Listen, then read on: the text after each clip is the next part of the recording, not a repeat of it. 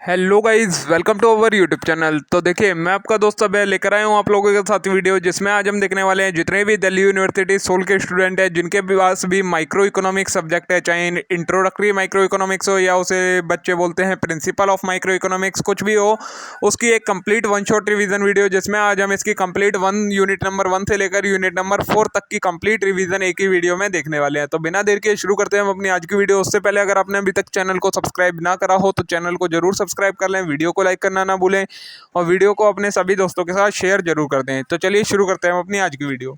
तो देखिए, सबसे पहले है problem of scarcity and choice. इसमें हमें क्या देखना है, इसमें हमारे पास 3 प्रॉब्लम्स होती हैं स्कार्सिटी से रिलेटेड।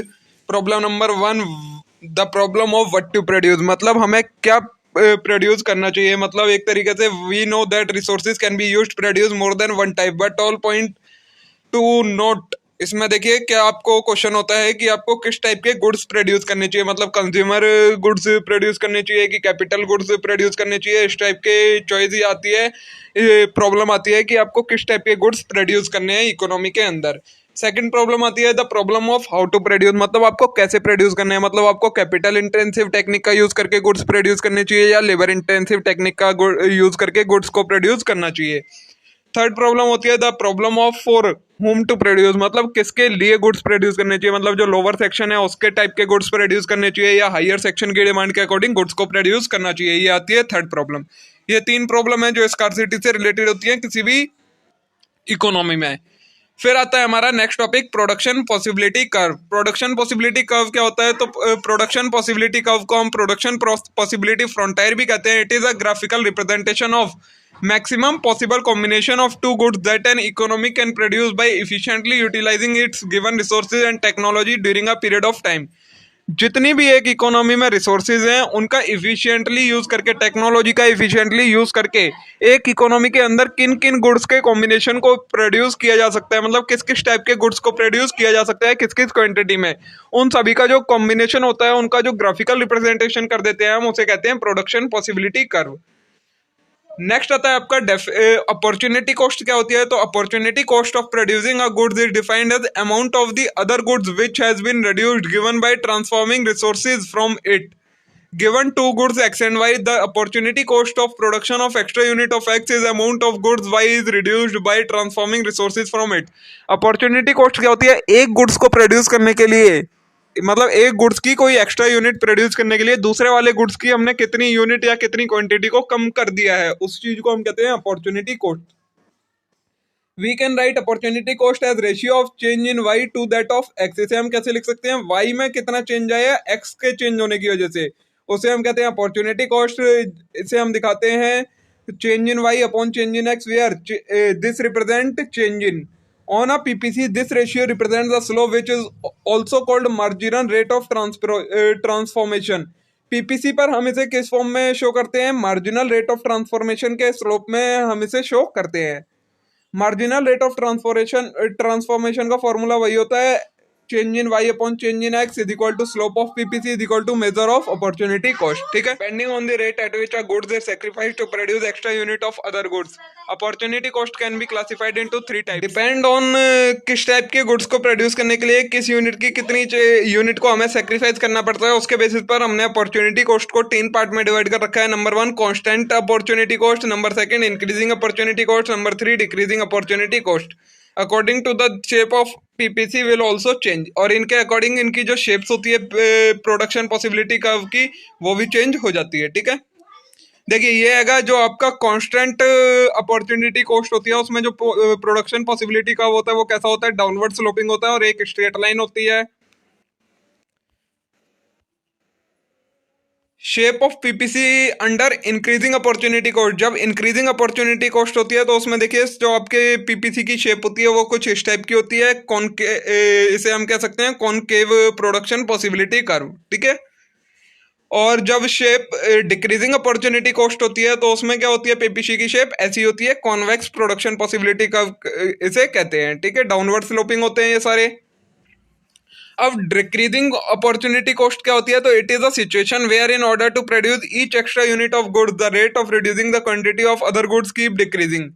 मतलब जितनी हम एक गुड्स की यूनिट को ज्यादा प्रोड्यूस करेंगे उतनी जो हमें दूसरे वाले गुड्स को रिड्यूस करना है ना, उसकी अमाउंट कम होती जाती है। उसे हम कहते हैं decreasing opportunity. Opportunity increasing opportunity में इसका उल्टा होता है, जितनी हमें अगर किसी गुड्स की एक्स्ट्रा यूनिट प्रोड्यूस करनी है तो जो दूसरे वाला गुड्स है उसको जो हम कम करेंगे वो उतने ही ज्यादा रेट से बढ़ता जाता है। अब आता है हमारे पास नेक्स्ट कंसेप्ट आता है इस यूनिट के अंदर, डिमांड। डिमांड क्या होता है? तो refers to amount of commodity which the consumer are prepare to purchase at particular price per unit of time. Demand demand क्या होती है? वो सभी कमोडिटी की टोटल अमाउंट को हम डिमांड कहते हैं, जो कि एक कंज्यूमर किसी पर्टिकुलर टाइम में एक इकोनॉमी के अंदर खरीदने के लिए रेडी होते हैं, उसे हम कहते हैं demand. Demand in economic is therefore is nothing not the same thing as desire. You may have desire to have a car, but if you don't have sufficient money with you to purchase it, and even if you have sufficient money with you but not prepared to spend on the purchase of car, it merely remain a desire and will not call be demand। Economy के अंदर हम demand को Dzire नहीं कह सकते, क्योंकि अगर आपके पास पैसा सफिशिएंट नहीं है तो भी आप अपनी वो डिमांड को पूरा नहीं कर सकते, डिजायर को पूरा नहीं कर सकते। और अगर आपके पास पैसा है फिर भी अगर आपकी उसको खरीदने की इच्छा नहीं है तो फिर वो डिजायर डिजायर ही रहेगी, डिमांड नहीं कहलाएगी। फैक्टर डिटरमाइनिंग डिमांड, क्या क्या फैक्टर रहेंगे जो डिमांड को डिटरमाइन करते हैं, मतलब डिमांड बताते हैं कि किन किन फैक्टरों की वजह से डिमांड को अफेक्ट होता है। तो the demand for a commodity does not remain constant. किसी भी चीज की डिमांड कांस्टेंट नहीं रहती, it keep in varying with change in condition. ये चेंज होती रहती है कंडीशन को चेंज होने के according. We shall therefore now discuss the various factor which determine the demand for a commodity for by consumer और फैमिली ऑफ कंज्यूमर। इस demand को हम दो टाइप से डिटरमाइन करते हैं, हाउस होल्ड डिमांड और मार्केट डिमांड। सबसे पहले हाउस होल्ड डिमांड के बारे में देखते हैं। तो the demand for a commodity by a consumer और household depend upon following. किसी हाउस होल्ड में किन किन जिन जिन चीजों की डिमांड होती है वो किस चीज पर डिपेंड करती है? Number one, income. अगर उस हाउस होल्ड की या उस इंडिविजुअल की इनकम बढ़ जाती है तो उसकी डिमांड भी बढ़ जाती है। सेकंड है प्राइस ऑफ कमोडिटी। अगर प्राइस जो कमोडिटी का है वो बढ़ता है तो उस हाउस होल्ड के या इंडिविजुअल की जो डिमांड होती है वो कम हो जाती है, और अगर प्राइस कम हो जाता है कमोडिटी का तो डिमांड बढ़ जाती है। थर्ड है taste and preference of consumer. जो कंज्यूमर है मतलब वो हाउस होल्ड है, अगर उसका टेस्ट में चेंज आता है तो जिस गुड्स को वो पहले कंज्यूम करता था उसकी डिमांड कम हो जाएगी, और अगर टेस्ट में चेंज आने से अब वो उस वाले गुड्स को और ज्यादा कंज्यूम करने लगा तो उसकी डिमांड बढ़ जाएगी। नेक्स्ट है प्राइस ऑफ रिलेटेड गुड। अगर कोई सब्सिट्यूट है उस गुड्स का, तो अगर उसका सब्सिट्यूट का प्राइस बढ़ जाता है तो फिर इस वाले गुड्स की डिमांड बढ़ जाएगी, और अगर सब्सिट्यूट का प्राइस कम हो जाता है तो इस वाले गुड्स की डिमांड कम हो जाएगी। ठीक है, फिर आएगा फैक्टर डिटरमाइनिंग मार्केट डिमांड। अब कौन कौन से फैक्टर होते हैं जो मार्केट डिमांड को डिटरमाइन करते हैं? The above factor determine the household demand for commodity. When we take market demand the total demand for commodity in market in addition to above four factor. अब ऊपर वाले चार फैक्टरों के अलावा और मार्केट में किन किन चीजों की डिमांड, किन किन चीजों से डिमांड अफेक्ट होती है वो कहलाते हैं मार्केट डिमांड के फैक्टर। नंबर 5 आता है उसी के कंटिन्यू में, चार तो वो ऊपर वाले तो हो ही गए, और उसके बाद पांचवा आएगा size and composition of population. जितनी पॉपुलेशन है उसके अकॉर्डिंग डिमांड होती है। अगर पॉपुलेशन ज्यादा होगी तो डिमांड ज्यादा होगी, और पॉपुलेशन कम होगी तो डिमांड कम होगी। नेक्स्ट है distribution of income. If there is unequal distribution of national income in few people have larger income while other have to do with a small income, the demand of goods of comfort and luxury will be more and that of goods needed by majority will be less। मतलब अगर income का distribution unequal है तो जिन लोगों के पास ज्यादा पैसा है तो वो लग्जरी चीज खरीदेंगे, तो उनके पास जो लग्जरी गुड्स की डिमांड होगी वो बढ़ जाएगी, और जो हमारे नीडी गुड्स है उनकी डिमांड कम हो जाएगी। अब आता है हमारा लॉ ऑफ डिमांड। क्या होता है? तो द लॉ ऑफ डिमांड क्या कहलाता है? जो किसी भी चीज की डिमांड होती है वो उस चीज के प्राइस पर डिपेंड करती है। अगर किसी कमोडिटी का प्राइस बढ़ जाता है तो उसकी डिमांड कम हो जाएगी, और अगर किसी चीज कमोडिटी का प्राइस कम हो जाता है तो उसकी डिमांड बढ़ जाएगी। ये पूरा लॉ ऑफ डिमांड आपका यही कहता है, आप इसे रीड करिए। देखिए आगे देखिए, reason for downward sloping of demand curve. जो हमारा डिमांड कर्व होता है वो डाउनवर्ड स्लोपिंग क्यों होता है? तो इसका फर्स्ट रीजन हैगा operation of law of diminishing marginal utility. जो लॉ आएगा डिमिनिशिंग मार्जिनल यूटिलिटी का, उसकी वजह से जो हमारा डिमांड कर्व होता है वो डाउनवर्ड स्लोपिंग होता है। The law of demand is based on law of diminishing marginal utility. According to law of diminishing marginal utility, which shall be discussed in detail later in section 4.4, as consumer consume more and more unit of a commodity, the marginal utility which it derive from successive unit will keep on diminishing। क्या होता है, जो अगर कोई person एक ही commodity को बार बार खाता रहेगा, बार बार कंज्यूम करता रहेगा, लेता रहेगा एक ही कमोडिटी को, तो उससे जो उसको सेटिस्फेक्शन मिलता है ना, वो सेटिस्फेक्शन कम होता जाएगा, जिसकी वजह से वो उस अब कमोडिटी की डिमांड कम कर देगा और हमारी डिमांड कम होती जाती है, इसलिए डाउनवर्ड स्लोपिंग होता है।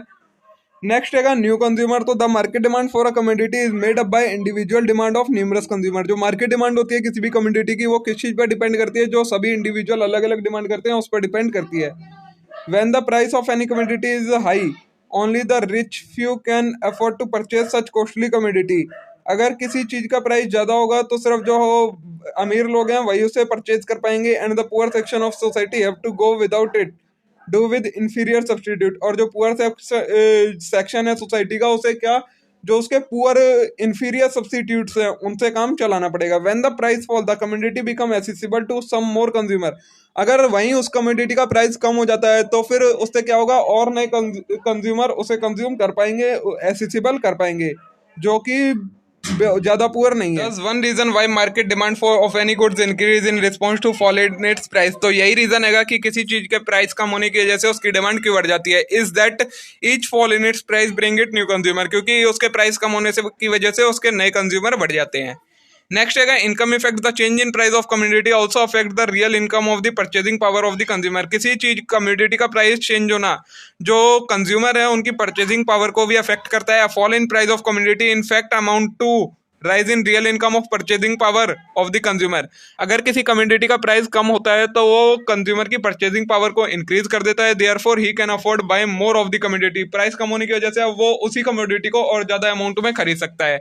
ऑन द अदर हैंड अगर प्राइस बढ़ जाता है तो क्या होगा, उसकी परचेजिंग पावर कम हो जाएगी और उस जितने वो पहले खरीदता था गुड्स, उसके कम अमाउंट हो जाएगी उसको खरीदने की। इन अदर वर्ड, फॉल और rise in price of commodity induce consumer to buy more और लेस। किसी कमोडिटी का प्राइस का बढ़ना या कम होना क्या करता है, कंज्यूमर को इंड्यूस करता है कि वो उसे ज्यादा खरीदे या कम खरीदे। नेक्स्ट है substitution effect. When the price of commodity fall besides increasing purchasing power और real income, it become relatively attractive to the consumer to substitute this commodity in the place of other commodity and therefore they buy for it। अब क्या होता है, किसी commodity का जब price कम हो जाता है तो उससे क्या होता है कि कंज्यूमर को ये लगता है कि मेरी अब ये अगर मैं कम प्राइस वाली कमोडिटी को खरीदूंगा तो मेरी परचेजिंग पावर बढ़ जाएगी। तो इसकी वजह से कंज्यूमर अट्रैक्ट होते हैं और जो वो पहले गुड्स यूज करते थे उसे सब्स्टिट्यूट करके जिस कमोडिटी का प्राइस कम हो गया है उसे यूज करना स्टार्ट कर देते हैं। Therefore they buy more of it। For instance, a fall in price of tea will induce consumer to buy tea for coffee and therefore the demand of tea। ये आपको एग्जांपल दे रखा है, ठीक है। अब नेक्स्ट है exemption to law of demand. अब जो हमारा लॉ ऑफ डिमांड था कि अगर किसी कमोडिटी का प्राइस बढ़ता है तो उसकी डिमांड कम हो जाती है और प्राइस कम होता है तो डिमांड बढ़ जाती है। इसकी कुछ एक्सेप्शंस है, मतलब कब ऐसा नहीं होता है। तो नंबर 1 है goods which are expected to become scarce और whose price are expected to rise in future. मतलब वो गुड्स जो या तो स्कार्स गुड्स है, मतलब या तो खत्म हो जाएंगे, या फिर कुछ ऐसे गुड्स हैं जिनका फ्यूचर में जाके प्राइस बढ़ जाएगा, उन पर ये जो लॉ ऑफ डिमांड है वो काम नहीं करता है। In case of goods which are expected to become scarce in future the consumer may buy four of those goods even at a higher price. मतलब अगर कंज्यूमर को लग रहा है कि फ्यूचर में चल के ये गुड्स खत्म हो जाएंगे तो वो कंज्यूमर फिर उसे ज्यादा प्राइस पर भी खरीदने के लिए रेडी हो जाएंगे। Similarly when price of goods has increase but consumer expect that it will rise further in future. ऐसे ही होता है, अगर किसी कमोडिटी का प्राइस बढ़ गया और कंज्यूमर को लगता है कि आगे जाके ये प्राइस और बढ़ने वाला है तो फिर कंज्यूमर उसकी और ज्यादा डिमांड कर देते हैं कि हम उसे अभी खरीद लेते हैं बढ़े हुए प्राइस पर, क्योंकि आगे जाकर और प्राइस इंक्रीज होने वाला है। तो ये इसकी एक एग्जम्पशन हो जाती है। नेक्स्ट है गुड्स कैरिंग सोशल स्टेटस, जिसे हम कहते हैं Veblen goods. There are some goods diamond the possession of which carry social status and bought out by rich people because their price are very high. Veblen goods कौन से होते हैं, वो goods जो कि बहुत ही ज्यादा एक्सपेंसिव होते हैं और किसी पर्सन के पास उनका होना एक तरीके से उनके सोशल स्टेटस को इंक्रीज कर देता है। तो if price of these goods become low the consumer will buy less of them. अगर इन गुड्स का प्राइस कम हो जाता है तो कंज्यूमर इन्हें कम खरीदेंगे, वहीं अगर इनके गुड्स का प्राइस बढ़ जाता है तो फिर इनकी जो डिमांड हैगी वो बढ़ जाती है। नेक्स्ट है गिफिन गुड्स। गिफिन गुड्स कौन से होते हैं, the real exception of law of demand is case of Giffen goods. जो सबसे अच्छी एग्जेम्पशन मानी जाती है वो किसे माना जाता है, गिफिन गुड्स को माना जाता है। If the price of inferior goods fall it demand में ऑल्सो बी फॉल। अगर कोई इंफीरियर गुड्स होते हैं उनकी डिमांड अगर कम होती है, प्राइस कम होता है तो उनकी डिमांड भी कम हो जाती है। This is because the fall in price of inferior goods increase the real income of consumer and therefore they can afford to buy superior goods. क्योंकि जो इन्फीरियर गुड्स होते हैं अगर उनका प्राइस कम हो गया तो फिर वो जो कंज्यूमर की परचेजिंग पावर है उसे इंक्रीज कर देते हैं और अब वो जो सुपीरियर गुड्स हैं उन्हें एफर्ड करने के लिए रेडी हो जाते हैं। तो ये भी एक एग्जम्पशन हो जाती है इसकी। यही सारा आपको इसके बारे में बता रखा है, बहुत ज़्यादा आपको इतना पढ़ने की जरूरत नहीं है, बस उतना पढ़ लीजिएगा जितना आपके एग्जाम के लिए रिलेवेंट है। अब नेक्स्ट है difference between expansion and contraction of demand of a commodity and increase and decrease in demand. अब डिमांड में दो तरीके से चेंज आता है, या तो उसमें एक्सपेंशन होता है या कॉन्ट्रैक्शन होता है, या फिर इंक्रीज होती है डिमांड या डिक्रीज होती है। अब हम इन्हें समझते हैं, एक्सपेंशन और कॉन्ट्रैक्शन में क्या डिफरेंस है और इंक्रीज और डिक्रीज में क्या है। तो we have told you that demand is affected by various factor. हमें पहले बताया गया है कि डिमांड कई सारे फैक्टर्स की वजह से अफेक्ट होती है। The law of demand we consider only the effect of change in price of commodity on its demand, assuming that there is no change in other factor। मतलब एक्सपेंशन एंड कॉन्ट्रैक्शन कब होता है, जब सिर्फ price के change होने की वजह से डिमांड में चेंज आए और बाकी सभी फैक्टर जैसे कि income, taste and preference, price of goods, ये सारे कांस्टेंट रहें। तो जो इफेक्ट पड़ता है डिमांड पर उसे हम कहते हैं एक्सपेंशन या कॉन्ट्रैक्शन। एक्सपेंशन में क्या होता है, when the quantity demanded of commodity rise due to fall in price alone. सिर्फ प्राइस के कम होने की वजह से जब किसी कमोडिटी की डिमांड बढ़ जाए तो उसे हम एक्सपेंशन कहते हैं। वहीं अगर किसी क्वांटिटी की डिमांड कम हो जाए प्राइस के बढ़ने की वजह से तो उसे हम कॉन्ट्रैक्शन ऑफ डिमांड कहते हैं। ये कर्व होता है एक्सपेंशन या कॉन्ट्रैक्शन का, ठीक है। आगे देखिए, फिर आता है हमारा increase and decrease in demand. क्या होता है, the change in demand for a commodity due two factor other than price. मतलब अब अगर प्राइस को हम कांस्टेंट कर दें और बाकी फैक्टर्स के चेंज होने की वजह से जो चेंज होता है डिमांड में उसे हम कहते हैं increase and decrease in demand. Factor क्या क्या हो सकते हैं, या तो कंज्यूमर की जो इनकम है उसमें चेंज आया हो, टेस्ट में चेंज आया हो, फैशन में चेंज आया हो, प्राइस ऑफ रिलेटेड गुड्स में चेंज आया हो, तो जो चेंज आता है डिमांड में उसे हम इंक्रीज या डिक्रीज इन डिमांड कहते हैं। ऑन द अदर एंड देखिए, अब अगर the rise in demand for goods therefore यहाँ से the income of consumer has increase. मान लीजिए किसी कंज्यूमर की इनकम बढ़ गई है तो वो अब और ज्यादा गुड्स की डिमांड करेगा। इससे क्या होगा, जो डिमांड होगी वो राइज हो जाएगी और इसे हम कहेंगे इंक्रीज इन डिमांड। वहीं अगर किसी कंज्यूमर की इनकम कम हो जाती है तो वो उन गुड्स की डिमांड कम करेगा, इसे हम कहेंगे फॉल इन डिमांड, और इसकी वजह से इसे ही कहा जाता है डिक्रीज इन डिमांड। ठीक है, ये होता है आपका कर्व इंक्रीज इन डिमांड और डिक्रीज इन डिमांड का। ये आपको सारा उसी के बारे में समझा रखा है, एग्जांपल वगैरह देके इतना आप रहने दीजिएगा, इतना ज़्यादा पढ़ने की इसको ज़रूरत नहीं है। अब आता है हमारे पास नेक्स्ट टॉपिक, ये इलास्टिसिटी ऑफ डिमांड क्या होता है। Though the concept of elasticity of demand is a device to measure the responsiveness of quantity demanded to change in any factor that may influence the demand of a commodity. ये एक concept है, elasticity एक concept को कहते हैं जिससे हम क्या मेजर करते हैं कि रिस्पॉन्सिवनेस किस चीज की, किसी कमोडिटी की क्वांटिटी डिमांडेड, जितनी क्वांटिटी की डिमांड की जा रही है उसमें क्या चेंज आता है अगर कोई फैक्टर चेंज होता है, जो उसे हम मेजर करते हैं मैथमेटिकल फॉर्म में, उसे हम कहते हैं इलास्टिसिटी। अब देखिए, इलास्टिसिटी के कई टाइप है। नंबर 1 आती है हमारे पास प्राइस इलास्टिसिटी ऑफ डिमांड। इसमें क्या होता है, जब किसी कमोडिटी के प्राइस के में चेंज होने की वजह से जो उसकी क्वांटिटी डिमांडेड में चेंज आता है उसे हम कहते हैं प्राइस इलास्टिसिटी। इसका फॉर्मूला होता है percentage change in quantity demanded upon में परसेंटेज चेंज इन प्राइस। और percentage change in quantity demanded कैसे निकालते हैं, percentage change in quantity demanded upon original quantity into 100। और परसेंटेज चेंज इन प्राइस को कैसे निकालते हैं, change in price upon original quantity into 100। ठीक है, ये आपके होते हैं प्राइस इलास्टिसिटी के जो कर्व होते हैं। कई 5 टाइप के कर्व होते हैं। इसमें हमारा परफेक्टली इलास्टिक डिमांड कर्व आएगा नंबर 1 पे, जिसमें हमारी इलास्टिसिटी 0 होती है बिल्कुल। नंबर बी पर आएगा आपका परफेक्टली इलास्टिक, जिसमें आपकी इलास्टिसिटी जो होती है वो इन्फिनिटी होती है। नंबर 3 आएगा आपका यूनिटरी इलास्टिक, मतलब जितना डिमांड में चेंज आया जितना प्राइस में चेंज आया उतना ही क्वांटिटी में चेंज आया, इसे कहते हैं यूनिटरी इलास्टिक। इसमें ई होता है आपका 1। नेक्स्ट है आपका इलास्टिक डिमांड कर्व। इसमें क्या होता है, ई होता है वो क्या होता है, ग्रेटर देन 1 होता है। और नंबर ई है आपका इलास्टिक डिमांड। इसमें क्या होता है, जो ई होता है वो लेस देन 1 होता है। ठीक है, नेक्स्ट है मेथड ऑफ मेजरमेंट। इलास्टिसिटी को मेजर करने के आपके पास मेथड दिए गए हैं। नंबर 1 है टोटल आउटले मेथड। इसमें आप क्या करते हैं, जो आपका एक्सपेंडिचर होता है वो कैसे मेजर करते हैं, निकालते हैं, मतलब जो डिमांड है वो कैसे निकालते हैं, क्वांटिटी बाउट इनटू प्राइस। तो इससे आपको आपकी टोटल आउटले मेथड ये कहलाता है। ये आपको रीड कर लीजिएगा, बाकी इस पर कोई न्यूमेरिकल वगैरह नहीं आता है। नेक्स्ट है graphical method of measuring elasticity, जिसे हम पॉइंट इलास्टिसिटी भी कहते हैं। मतलब किसी एक पॉइंट पर कितनी डिमांड होगी उसे जब मेजर करते हैं ग्राफिकल फॉर्म में, तो वो ग्राफिकल मेथड आपका कहलाता है। ठीक है, फिर आती है आपकी सेकंड नेक्स्ट टाइप की इलास्टिसिटी, जिसे हम कहते हैं आर्क इलास्टिसिटी। आर्क इलास्टिसिटी में क्या होता है, we must study arc elasticity because of problem of सेंग in elasticity expression which are derived above the fraction इसे when change in P relatively. देखिए ये आपका क्या होता है, आर्क इलास्टिसिटी में किसी दूसरी कमोडिटी के प्राइस में चेंज आने की वजह से इस कमोडिटी की डिमांड में क्या चेंज आया है, उसे हम कह सकते हैं एक तरीके से आर्क इलास्टिसिटी। मतलब किसी दूसरे गुड्स की प्राइस या क्वांटिटी में चेंज होने की वजह से आपके गुड्स की क्वांटिटी में क्या चेंज आया है, उसे कहा जाता है आर्क इलास्टिसिटी। ठीक है। Factor determining elasticity of demand for different goods. अब क्या क्या फैक्टर हैं जो इलास्टिसिटी को डिटरमाइन करते हैं गुड्स की। Number one, availability of close substitute. अगर किसी गुड्स का क्लोज सब्स्टिट्यूट अवेलेबल है तो उसका क्या होगा, one of the most important factor determining elasticity of demand for goods is availability of close substitute. Some commodity like have number of quite close substitute. If price of particular brand of toothpaste change, price of other brand toothpaste remain constant, it is likely to cause substantial substitution of fall in price leading to consumer to buy more it and a rise in price leading consumer to buy more of other brand. Therefore, elasticity of demand for a goods which has several close substitutes is bound to be high. मतलब जो जिन goods के closely substitutes available होते हैं उनकी जो elasticity of demand होती है वो बहुत ज़्यादा होती है। सिर्फ इतना कहने का मतलब है इस पूरे इसका। ठीक है।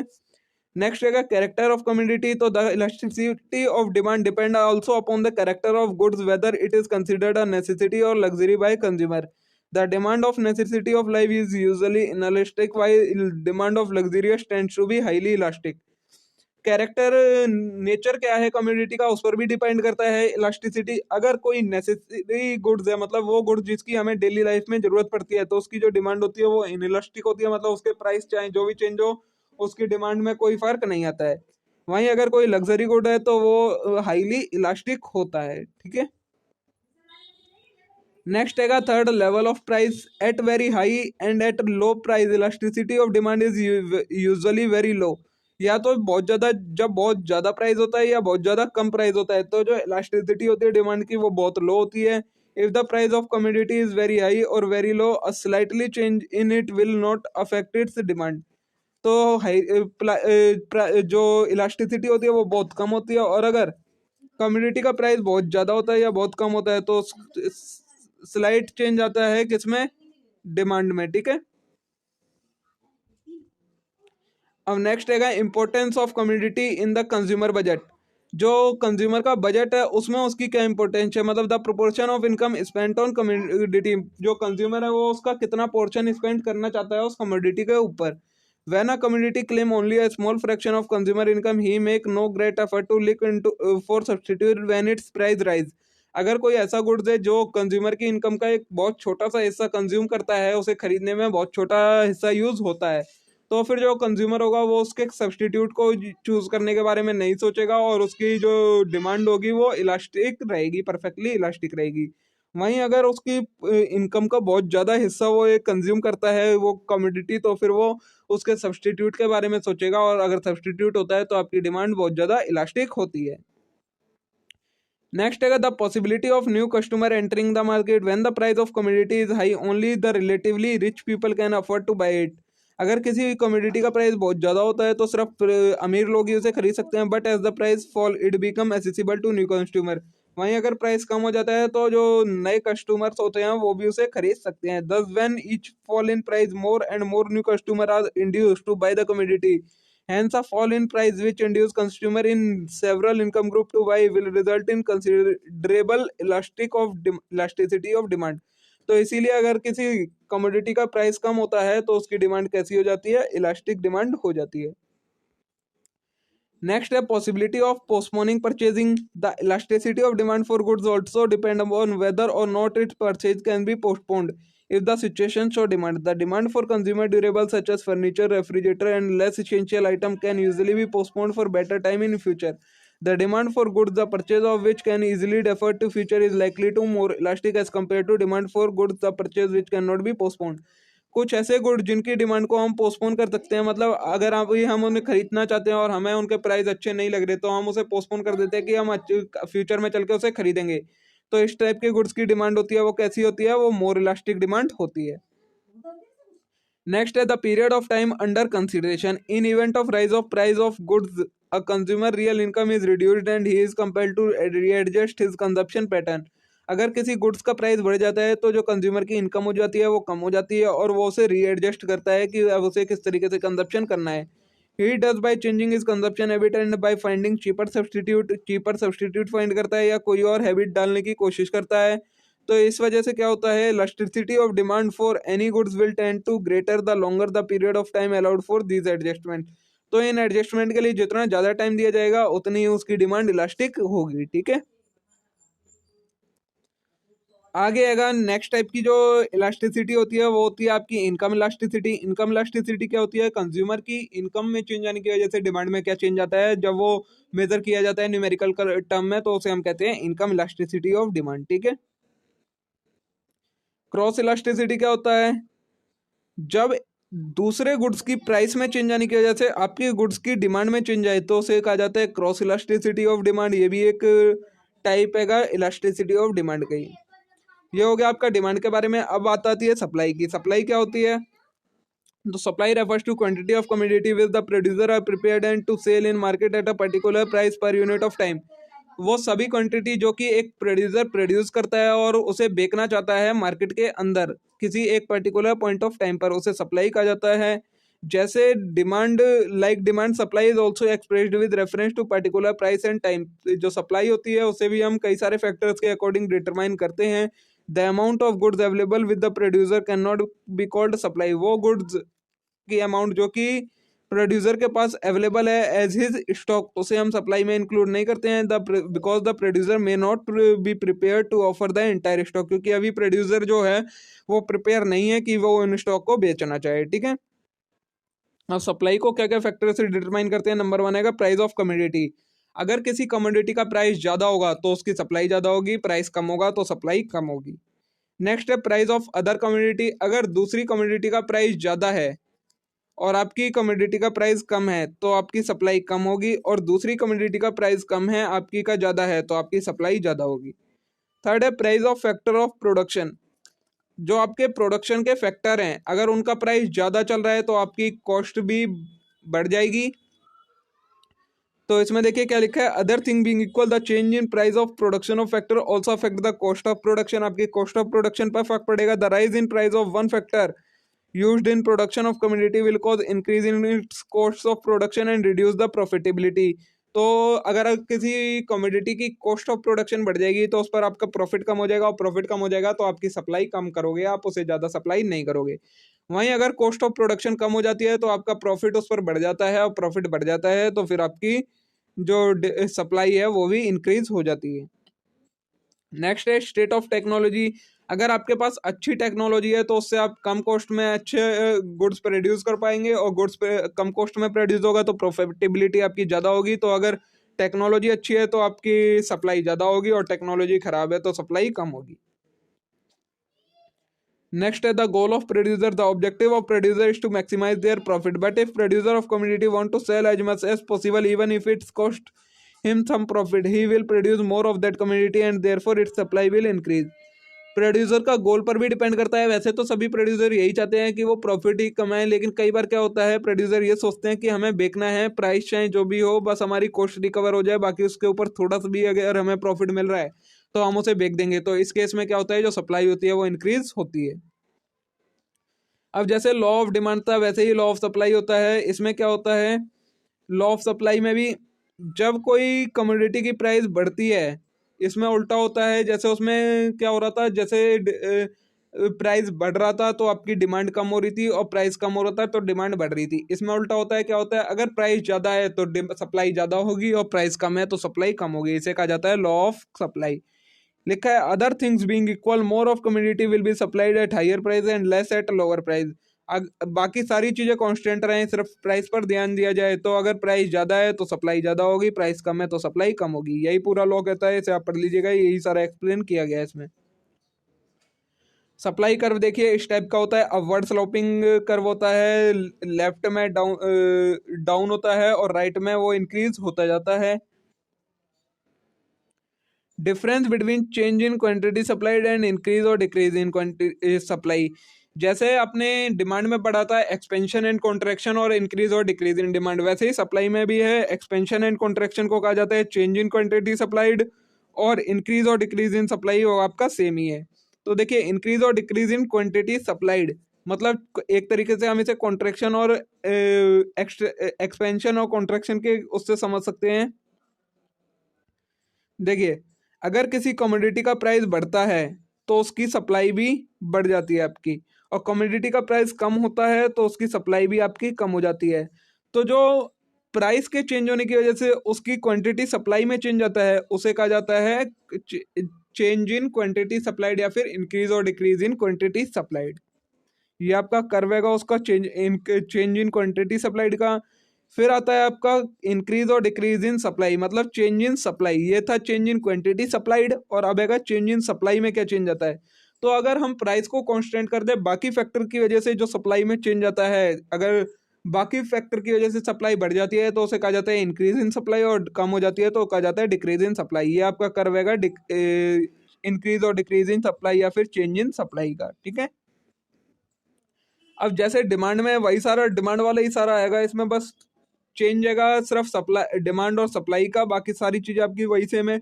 जैसे उसमें इलास्टिसिटी ऑफ डिमांड था वैसे इसमें इलास्टिसिटी ऑफ सप्लाई है। इलास्टिसिटी ऑफ सप्लाई में क्या होता है, आपकी क्वांटिटी सप्लाइड में क्या चेंज आया है किसी बाकी सारे फैक्टरों के में चेंज आने की वजह से, उसे कहा जाता है इलास्टिसिटी ऑफ सप्लाई।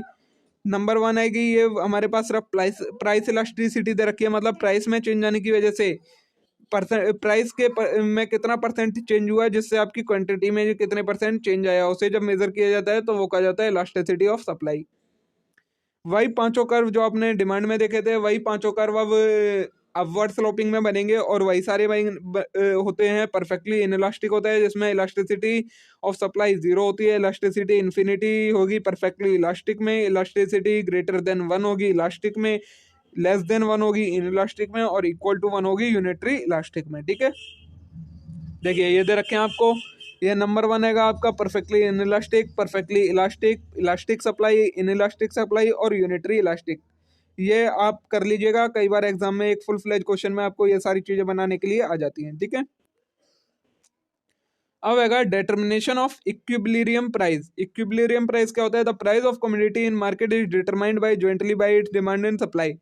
किसी भी कमोडिटी का प्राइस कैसे डिटरमाइन किया जाता है, उसकी डिमांड और सप्लाई से डिटरमाइन किया जाता है प्राइस का। The price of commodity is determined where its quantity demanded is equal to quantity supplied. Equilibrium price क्या होता है, वो प्राइस जहां पर उसकी जितनी डिमांड हैगी उतनी सप्लाई की जा रही है, उस पॉइंट पर जो प्राइस होता है उस कमोडिटी का, उसे हम कहते हैं इक्विलिब्रियम प्राइस, ठीक है। देखिए इसका कर्व दिखा रखा है, ये जो पॉइंट यहाँ पर लिखा हुआ है इक्विलिब्रियम क्वांटिटी और इक्विलिब्रियम पॉइंट जो लिखा है, उस पॉइंट पर जो प्राइस हैगा आपका वो कहलाता है आपका इक्विलिब्रियम प्राइस, क्योंकि यहाँ पर दोनों सप्लाई और डिमांड कर्व एक दूसरे को कट कर रहे हैं, मतलब उस पॉइंट पर डिमांड इक्वल टू सप्लाई है, और वही आपका इक्विलिब्रियम प्राइस पॉइंट हो जाता है, ठीक है। नेक्स्ट आता है प्राइस कंट्रोलिंग क्या होती है। तो often in view of shortage due to natural और manmade factor, government try to hold down price of essential commodity by fixing price ceiling.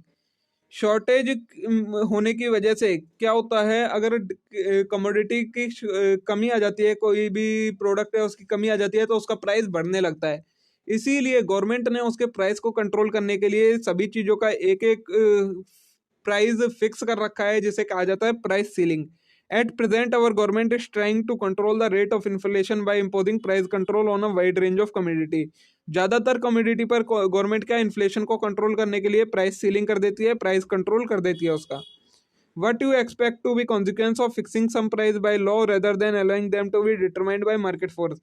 तो क्या जरूरत होती है गवर्नमेंट को कि वो इसके प्राइस को फिक्स कर देती है, वही कहलाता है हमारा प्राइस कंट्रोल का concept. The purpose of fixing a maximum price is to prevent price from rising above. कोई प्राइस को फिक्स कर देना किस लिए किया जाता है, उसके प्राइस को बढ़ने से रोकना। However it does not prevent it from falling below the desired level.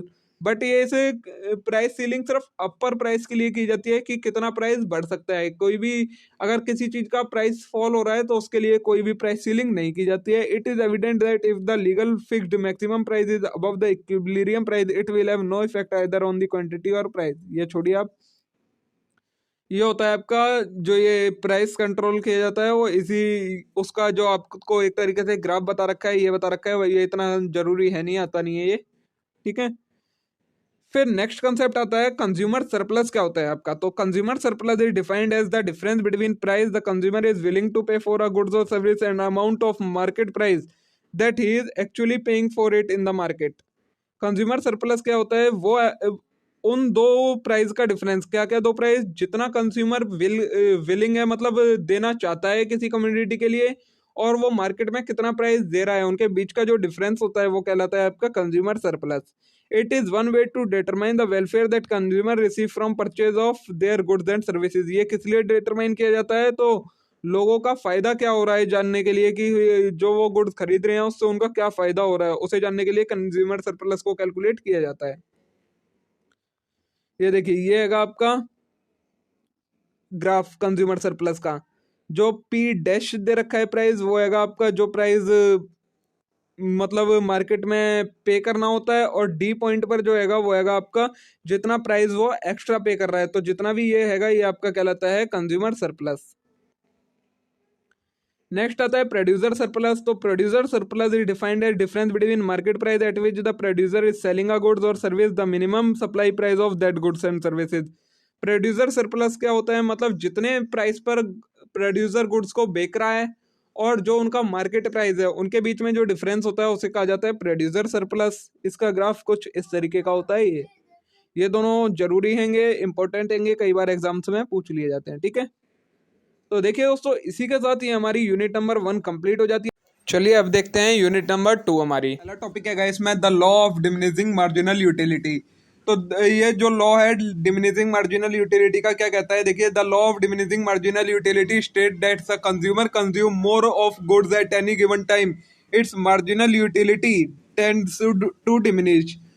ये बोला गया है कि अगर कोई कंज्यूमर एक ही गुड्स को बहुत बार कंज्यूम करता रहता है, मतलब उसकी एक्स्ट्रा यूनिट्स को कंज्यूम करता रहता है, तो जो उससे मिलने वाली मार्जिनल यूटिलिटी है, मतलब एक तरीके से जो सेटिस्फेक्शन मिलता है ना उससे, वो डिक्रीज होता रहता है धीरे धीरे। This means that as you consume more orange at any given time utility derived from the successive orange would diminish. मतलब एग्जांपल दिया है, अगर आप कई सारे ऑरेंज एक के बाद एक खाते रहें तो जो उससे आपको यूटिलिटी मिलेगी, मतलब जो सेटिस्फेक्शन मिलेगा ना मैंगो से, वो धीरे धीरे कम होता चला जाएगा। Your total utility will not doubt increase but the total utility will increase at a diminishing rate.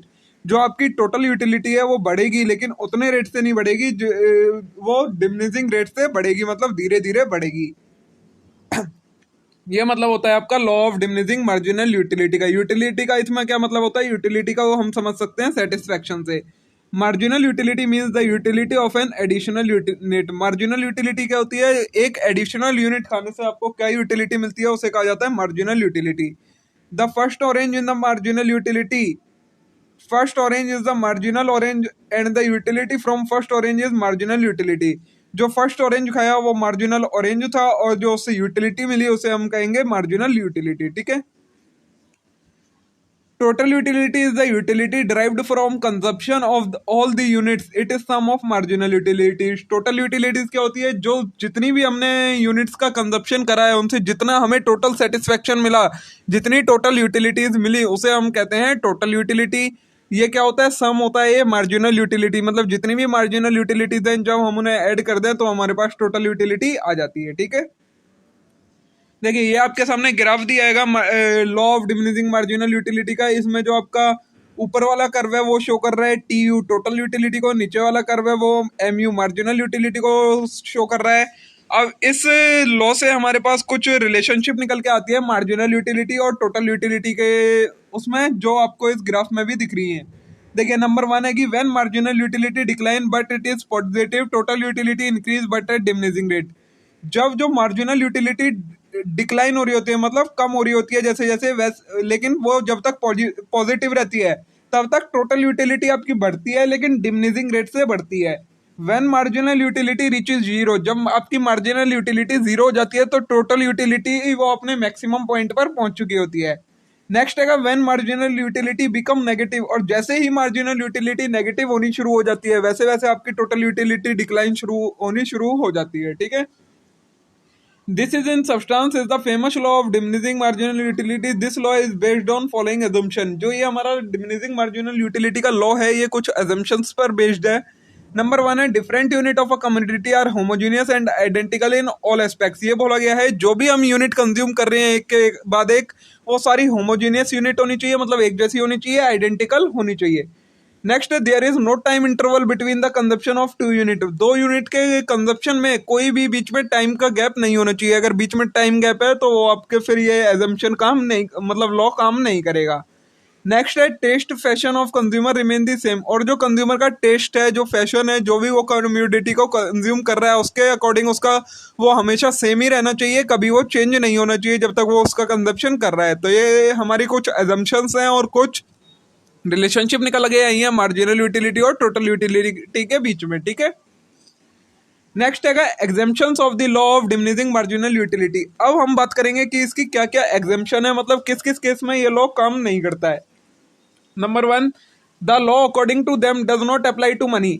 जो ये हमारा लॉ है ये मनी के ऊपर अप्लाई नहीं होता, क्योंकि कभी भी किसी पर्सन के लिए मनी के लिए जो सेटिस्फेक्शन है वो कभी भी कम नहीं होता, चाहे उसे कितनी भी मनी मिलती रहे। तो ये हमारे एक एग्जेम्पशन हो जाती है law of diminishing marginal utility की। ठीक है, नेक्स्ट है another exemption relate to hobbies such as collection of rare stamps, coins, pictures by famous artist etcetera.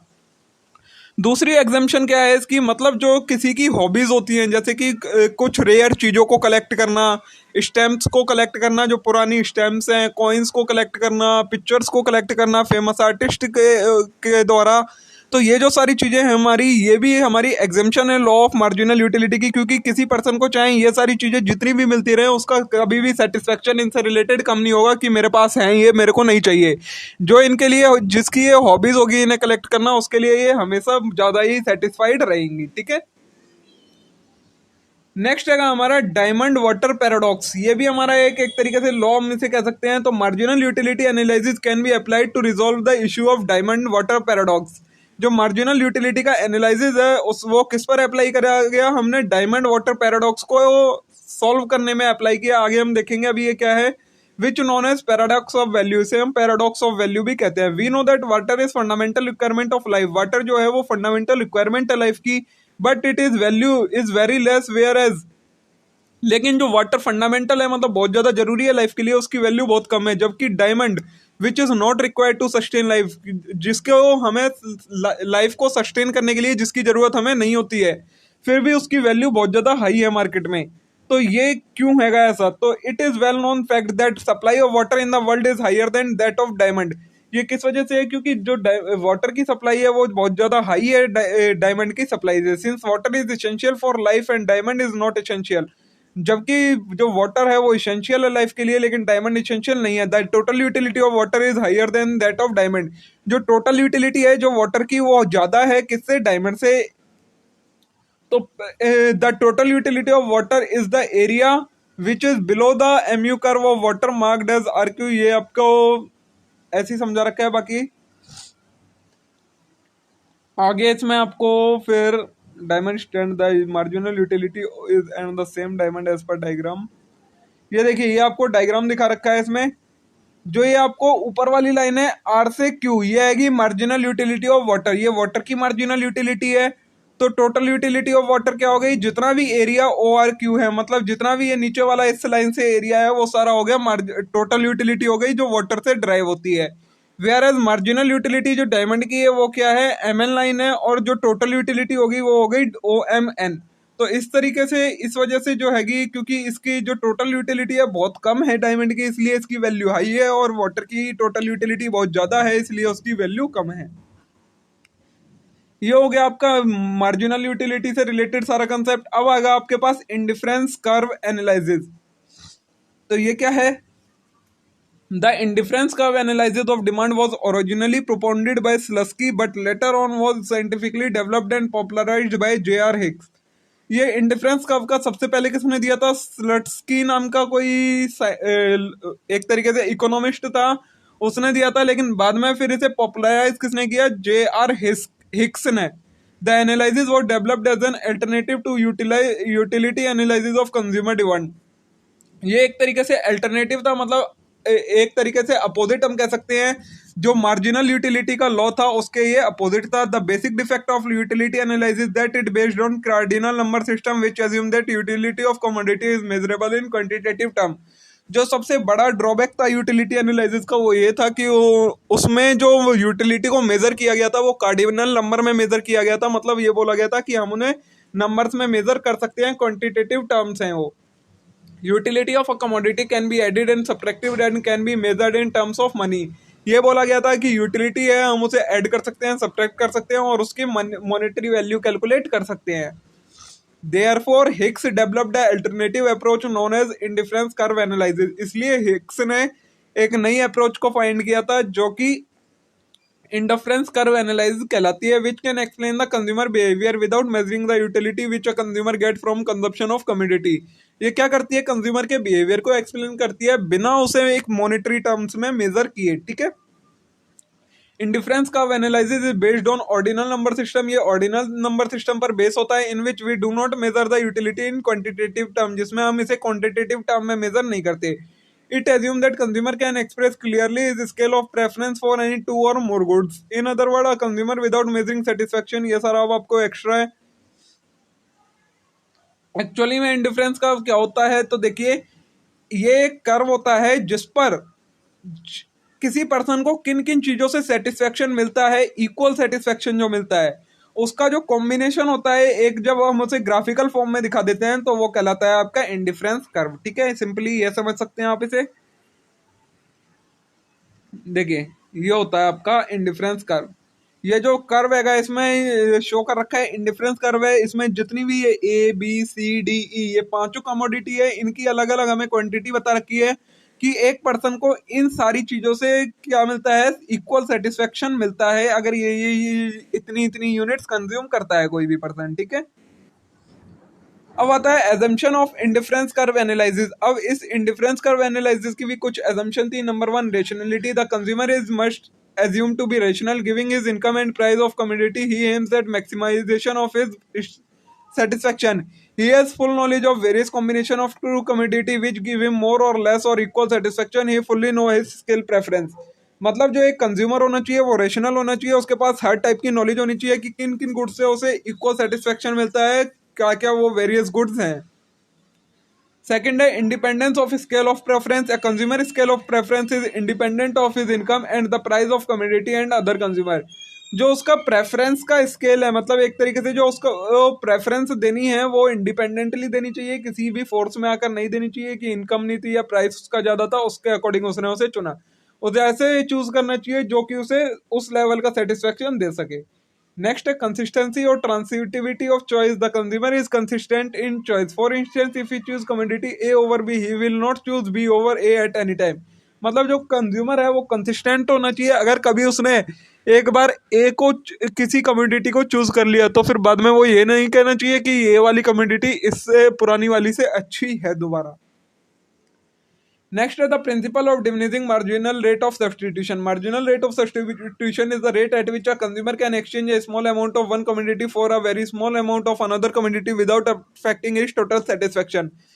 जो ये प्रिंसिपल होता है ये किस पर बेस है? मार्जिनल रेट ऑफ सब्सटीट्यूशन के प्रिंसिपल पर बेस है। मार्जिनल रेट ऑफ सब्सटीट्यूशन का प्रिंसिपल क्या कहता है कि अगर किसी एक कंज्यूमर को किसी दूसरी कम्युनिटी को ज्यादा गेन करने के लिए दूसरी पहली वाली जो कम्युनिटी है उसका कितना पार्ट लूज करना पड़ता है, उसको जो मतलब एक तरीके से सेक्रीफाइस करने का और दूसरे वाले को गेन करने का जो रेट होता है उसे हम कहते हैं marginal rate of substitution. In order word MRS of XY for XY will be quantity of Y which will just, ये सारा आपको इसके बारे में बता रखा है। MRS हम निकालते कैसे हैं? इसका फॉर्मूला होता है change in quantity of Y upon में change in quantity of X, या इसका फॉर्मूला होता है। ठीक है। प्रॉपर्टीज दी है इंडिफरेंस कर्व की। क्या क्या प्रॉपर्टीज होती हैं? तो नंबर 1 प्रॉपर्टी है an indifference curve slope downward from left to right. जो इंडिफरेंस कर्व का स्लोप होता है वो लेफ्ट डाउनवर्ड होता है, मतलब डाउनवर्ड स्लोपिंग कर्व होता है लेफ्ट से राइट की तरफ। सेकंड है higher indifference curve give higher satisfaction. जितना ज्यादा हायर इंडिफरेंस कर्व होगा उतना ज्यादा सेटिस्फेक्शन मिलेगा। नेक्स्ट है indifference curve with convex two point of origin of the two axis. जो इंडिफरेंस कर्व होता है वो कॉन्वेक्स टू ओरिजिन होता है। नेक्स्ट है two different indifference curve never intersect और टच ईच अदर। जो दो इंडिफरेंस कर्व होंगे अलग अलग वो कभी भी एक दूसरे को इंटरसेक्ट या टच नहीं करेंगे, ठीक है। नेक्स्ट हमारा कंसेप्ट आता है बजट लाइन और प्राइस लाइन। तो ये क्या होती है? On the basis of his given income and given market price of goods, we can draw a line on a diagram which is called price line और budget line। जब consumer हमें उसकी income बता देता है कि मेरी इतनी इनकम है और हमें मार्केट प्राइस पता होता है गुड्स का, उसके ध्यान में रखते हुए जब हम एक लाइन ड्रॉ करते हैं ग्राफ पर उसकी कम सेटिस्फेक्शन को मेजर करने के लिए, तो वो जो लाइन कहलाती है वो कहलाती है प्राइस लाइन या बजट लाइन। देखिए ऊपर क्या लिखा है, we have explained that higher indifference curve shows a higher level of satisfaction than a lower one. जितना हायर इंडिफरेंस कर्व होगा उतना ही ज्यादा सेटिस्फेक्शन मिलता है, ये बताया गया है। Since the objective of consumer is to have maximum satisfaction he will try to reach the highest possible indifference curve. तो जो कंज्यूमर का ऑब्जेक्टिव होता है वो क्या होता है? मैक्सिमम सेटिस्फेक्शन गेन करना ही कंज्यूमर का ऑब्जेक्टिव होता है। वो ट्राई करेगा कि मैं ज्यादा से हायर इंडिफरेंस कर्व पर पहुंच सकूं। But while a consumer tries to have combination of two goods which give him maximum satisfaction but he is to work under two limitation. Consumer ये सोचता है कि मेरे को कोई ऐसे गुड्स चूज करने चाहिए जो मेरे को सबसे ज्यादा सेटिस्फेक्शन दे, बट उसे दो लिमिटेशन ऐसा करने से रोक लेती हैं। First one, he has to pay the price of goods and secondly has limited money. पहला आएगा कि उसे उन गुड्स के लिए पहले तो पैसे पे करने पड़ते हैं, मतलब प्राइस पे करना पड़ता है, मनी पे करनी पड़ती है, और उसकी जो इनकम होती है वो लिमिटेड होती है। तो इस वजह से वो ये ध्यान में रखते हुए, अपनी इनकम को ध्यान में रखते हुए और उस गुड्स के प्राइस को ध्यान में रखते हुए अपना उन गुड्स का कॉम्बिनेशन चूज करता है। और इन गुड्स को कॉम्बिनेशन को चूज करने में जो हेल्प करती है वो करती है हमारी बजट लाइन या प्राइस लाइन हेल्प करती है। ये इसमें आपको शो रखी है, जो आपकी ये बीच में बना रखी है ये प्राइस लाइन है। इसके नीचे जो आर कमोडिटी है वो अंडर सेटिस्फैक्शन दे रही है, और जो टी है वो ओवर बजट लाइन है तो वो ओवर सेटिस्फैक्शन दे रही है। कोई भी कंज्यूमर इन दोनों में से कोई चूज नहीं करना चाहेगा, वो ऐसा गुड्स का कॉम्बिनेशन चूज करना चाहेगा जो इस प्राइस लाइन या बजट लाइन के ऊपर लाई करे, ठीक है। नेक्स्ट है effect of the change in consumer income and price of goods. अब किसी कंज्यूमर की इनकम और गुड्स के प्राइस चेंज होने से क्या इफेक्ट पड़ता है? तो नंबर 1 है effect of change in income on consumer demand. सबसे पहले इनकम का चेंज होने का किस पर इफेक्ट पड़ता है? कंज्यूमर की डिमांड पर इफेक्ट पड़ता है, जिसे हम इनकम इफेक्ट कहते हैं। If the consumer has more और less income with all other condition remain same. अगर किसी कंज्यूमर के इनकम या तो ज्यादा हो जाए या कम हो जाए, बाकी सारी चीजें सेम रहें, तो अगर इनकम ज्यादा होगी तो कंज्यूमर किसी भी कमोडिटी की ज्यादा डिमांड करेगा, और अगर इनकम कम होगी तो वो उस कमोडिटी की कम डिमांड करेगा। ये कहता है हमारा ये फर्स्ट वाला है effect of change in income of consumer. इसमें आता है हमारा, इसमें भी अब इनकम बढ़ने से भी हमारे दो तरीके का होता है। अगर इंफीरियर गुड्स हैं तो inferior goods are those goods which consume demand when they have low income. Inferior goods कौन से गुड्स होते हैं? जो कि कोई पर्सन तब खरीदता है जब उसकी इनकम लो होती है। अब अगर इंफीरियर गुड्स कोई पर्सन यूज करता था, अब उसकी इनकम इंक्रीज हो गई, तो वो क्या करेगा? इन इंफीरियर गुड्स की डिमांड को कम कर देगा और जो सुपीरियर गुड्स होंगे उनकी डिमांड बढ़ जाएगी, ठीक है। नेक्स्ट टॉपिक है separation of income and substitution effect. Income effect और सब्सटीट्यूशन इफेक्ट क्या होता है? तो नंबर 1 है income effect. As the price of one goods fall the consumer become better off than before रफली by the amount of saving which he would be able to make. अगर किसी goods का price कम हो जाता है तो जो कंज्यूमर होगा वो कैसा हो जाएगा? एक तरीके से बेटर ऑफ, मतलब अब उसको एक तरीके से रिलीफ मिल जाएगा कि हाँ मेरा इस गुड्स की प्राइस कम हो गई है, तो अब जो इससे बचा है वो मेरी एक तरीके से सेविंग हो गई। If you continue to purchase the old quantity of both the goods. ये सारा आपको ऐसे बता रखा है, एग्जाम्पल दे रखा है, देखिए चलिए पढ़ ही लेते हैं। Suppose the price of wheat fall from 1/2 kg to 75 पैसे पर केजी। अगर व्हीट का प्राइस 1 रुपए पर किलो से 75 पैसे हो जाता है, the price of rice stay at 2। और जो राइस का प्राइस है वो 2 ही रुपए रहता है। At the old price the consumer was purchasing 6 kg of rice and 8 kg of wheat. पिछले प्राइस में जो कंज्यूमर खरीद रहा था वो 6 किलो राइस खरीद रहा था, 8 किलो गेहूं खरीद रहा था। If after the price fall the consumer continue buying 6 kg of wheat then he will save 2 rupees. अगर प्राइस चेंज होने के बाद भी कंज्यूमर वही क्वांटिटी खरीदता है, 6 किलो ही गेहूं खरीदता है, तो क्या होगा, जो उस वो 2 रुपए सेव कर लेगा because of lower price at 8 kg, क्योंकि 8 किलो पे जो प्राइस कम हो गया उसका बेनिफिट उसे मिल जाएगा। दिस सेविंग इन मनी, जो ये सेविंग है ये मनी कहलाती है। Thus, income effect can be defined as change in the quantity of commodity demanded due to change in its price। किसी भी कमोडिटी के प्राइस के चेंज के होने की वजह से उसकी जो क्वांटिटी डिमांड की जाती थी उसमें क्या चेंज आता है उसे हम इनकम इफेक्ट कहते हैं। Give the money income as constant, money income constant रहेगी। This is called income effect of price change, इसे हम कहते हैं प्राइस के चेंज होने का इनकम इफेक्ट। Next है substitution effect. The fall in price of one good make it cheaper relatively to other goods whose price was remain constant, and therefore the consumer will tend to substitute the cheaper good for the dearer one, and as a result of demand of cheaper goods will tend to increase। अगर किसी commodity का price, एक commodity का price कम हो जाता है but जो उसका सब्सटीट्यूट है उसका प्राइस वही सेम रहता है, तो जो गुड्स का प्राइस कम हो गया होगा उसकी डिमांड इंक्रीज कर जाएगी। A change in demand of for a commodity as a result to change of relative price of two commodity is called substitution of effect. और इसी इफेक्ट को हम सब्सटीट्यूशन इफेक्ट कहते हैं कि एक गुड्स का प्राइस चेंज होने की वजह से जब उसकी डिमांड बढ़ जाए as compare to his substitute, तो उसे हम कहते हैं सब्सटीट्यूशन इफेक्ट। तो देखिए दोस्तों, ये कंप्लीट हो गई आपकी यूनिट नंबर 2। यूनिट नंबर 2 में आपको बस यही इंपॉर्टेंट टॉपिक पढ़ने थे, इनके अलावा यूनिट नंबर 2 में आपका पढ़ने के लिए कोई और इंपॉर्टेंट टॉपिक नहीं है। इसी में से आपका सारा एग्जाम में आएगा जो यूनिट नंबर 2 में से आएगा। तो चलिए आगे देखते हैं। अब अपनी यूनिट नंबर 3 हमारी आता है हमारे पास प्रोडक्शन फंक्शन क्या होता है हमारा। तो you know that various input are required to produce a particular product. कई सारे इनपुट का यूज किया जाता है एक प्रोडक्ट को बनाने के लिए। फॉर एग्जांपल, ये सारे आपको एग्जांपल दे रखे हैं। Economics divide input into certain broad categories on the basis of similar economic feature और call them factor of production. जो इकोनॉमिस्ट है उन्होंने इन सभी इनपुट्स को कई ब्रॉड कैटेगरी में डिवाइड कर दिया है उनके फीचर्स के अकॉर्डिंग, और उन्हें हम कहते हैं factor of production. The outcome of process of production using this factor input is called output. जो हमारे पास रिजल्ट निकल के आता है जब हम इन जो इनपुट फैक्टर हैं उनको प्रोडक्शन के प्रोसेस में करते हैं, तो जो हमारे पास रिजल्ट आता है उसे हम आउटपुट कहते हैं, which may be a final consumption good, जो कि एक फाइनल गुड्स होते हैं। Now the production function describes the technical relation that may exist at any time between the quantity of factor of input and resulting output giving the prevailing state of technology। तो production function क्या होता है, एक relation stabilise करता है किनके बीच में, जो हमारे फैक्टर ऑफ प्रोडक्शन थे और जो हमारा आउटपुट आया है उनके बीच में एक जो रिलेशन होती है उसे हम कहते हैं production function. It describe the law governing transformation of factor input into product पर यूनिट ऑफ टाइम।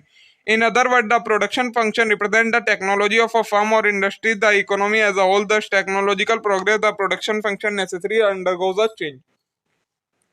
नीचे दिया गया है, production function can be expressed either as schedule और as a graph. Production function को हम कैसे भी रिप्रेजेंट कर सकते हैं, या तो एज अ शेड्यूल मतलब टेबल फॉर्म में या ग्राफ फॉर्म में, और इन द एल्जेब्रिक इक्वेशन और एल्जेब्रिक इक्वेशन के फॉर्म में। Production function is one form can be converted in any of the alternative form। real life production function include a wide range of independent variable। जो real life में production function होता है उसमें क्या कई सारे वेरिएबल आते हैं फैक्टर इनपुट, जैसे कि land, labour, raw material, fixed capital, organisational efficiency, scale factor, ये सारी चीजें आती है। In equation form we can write production function. जो रियल लाइफ का प्रोडक्शन फंक्शन होता है उसे हम लिखते हैं Q is equal to function of land, labour, capital, ये सारी चीजें, ठीक है। अब आता है शॉर्ट रन प्रोडक्शन फंक्शन क्या होता है। तो in the preceding section we have explain some detail the basic of distinction between long run and short run. Short run is a period during which durable use capital equipment of a firm are fixed and change in output can be brought about only by applying a larger or smaller amount of variable factor। Short run production function क्या होता है, जिसमें जो हमारे fixed वाले factor है ना, मतलब जो चेंज नहीं होते हैं वो फैक्टर फिक्स्ड रहते हैं, कांस्टेंट रहते हैं, और आउटपुट किसकी वजह से चेंज होता है, जो वेरिएबल फैक्टर है उनको चेंज करने की वजह से जब हमारा आउटपुट चेंज होता है तो उसे हम कहते हैं short run production function. with the given equipment when a firm tries to increase its output in this way it it इविडेंटली change the proportion between the fixed and variable factor. अगर कोई भी फर्म इस short run production function से अपना production को बढ़ाना चाहती है तो उसमें क्या होता है, फिर जो उनका प्रोपोर्शन होता है फिक्स्ड एसेट्स और वेरिएबल एसेट्स का, वो चेंज हो जाता है उनके बीच में। Let us assume the fixed factor. चलिए एक एग्जांपल, मतलब इन्होंने इक्वेशन बना रखी है। फिक्स्ड फैक्टर को हम अगर के से रिप्रेजेंट करते हैं, वेरिएबल फैक्टर को लेबर एल से, तो हम कैसे लिख सकते हैं शॉर्ट रन प्रोडक्शन फंक्शन को? Q is equal to function of L into K. ठीक है, this says that output Q is a function of depend on labour given fixed amount of capital. इसमें कैपिटल फिक्स्ड है और जो हमारी labour है वो वेरिएबल है। The production function in this case is described by law of variable proportion, what is more popularly known as law of diminishing return। जो ये प्रोडक्शन फंक्शन होता है शॉर्ट रन में, इसे हम कैसे डिस्क्राइब करते हैं? लॉ ऑफ वेरिएबल प्रोपोर्शन या फिर लॉ ऑफ डिमिनिशिंग रिटर्न के फॉर्म में। ठीक है, देखिए ये ग्राफ होता है आपका शॉर्ट रन प्रोडक्शन फंक्शन का। ये ग्राफ आपका ऐसा बनता है। ठीक है, कई बार आपको एग्जाम में आ जाता है कि आपको ग्राफ बनाना है। फिर आता है long run production function as explained in section second above. Long run is period during which all factor are variable. In long run total output can be increased और decreased by changing all factor input by same proportion और by different proportion. जो long run होता है इसमें क्या होता है, सारे फैक्टर आपके वेरिएबल होते हैं। शॉर्ट रन में क्या होता है, एक फैक्टर फिक्स्ड होता है, बाकी सारे फैक्टर वेरिएबल होते हैं, लेकिन इसमें सारे ही वेरिएबल होते हैं। इन लॉन्ग रन टोटल आउटपुट को हम कैसे इंक्रीज कर सकते हैं? इन सभी फैक्टर को किसी या तो सेम प्रोपोर्शन में या अलग अलग प्रोपोर्शन में इंक्रीज और डिक्रीज करके प्रोडक्शन को इंक्रीज या डिक्रीज कर सकते हैं। The term return to scale refers to response of output to change in all input by same proportion. Return to scale क्या होता है? जब हम सारे वेरिएबल फैक्टर को एक ही प्रोपोर्शन से चेंज करें, उसकी वजह से जो आउटपुट में चेंज आता है उसे हम कहते हैं return to scale. The law of return to scale refer to effect of sale relationship. या सेल की स्केल की रिलेशनशिप दिखाता है। However, before studying the law of return to scale, law of return to scale को समझने से पहले हमें दो चीजों को समझना होगा, आइजो क्वेंट और आइजो कॉस्ट क्या होता है। आइजो क्वेंट का मतलब इसमें बताया है, iso means equal and quant means quantity. An isoquant और iso product curve is a graphical depiction of alternative combination of two factor input of to produce a given level of output.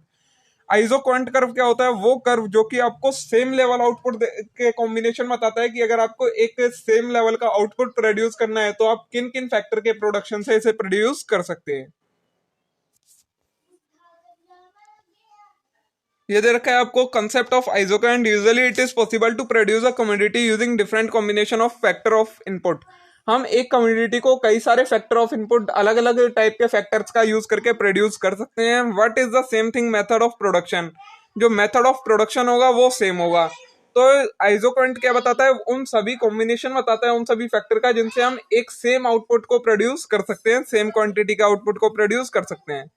देखिए unit of capital और unit of labour, हमें ये बोला गया है method ए के अंदर आप 5 यूनिट कैपिटल की और 2 यूनिट लेबर की यूज कर लो। मेथड बी में 4 यूनिट कैपिटल की 3 यूनिट लेबर की यूज कर लो। मेथड सी में 3 यूनिट कैपिटल 4 यूनिट लेबर की यूज कर लो। दिस 3 अल्टरनेटिव को जब हम यूज करते हैं तो आइसोक्वेंट कर्व आपका कुछ इस तरीके का बनता है। ये आपका आइसोक्वेंट कर्व का ग्राफ होता है। ठीक है,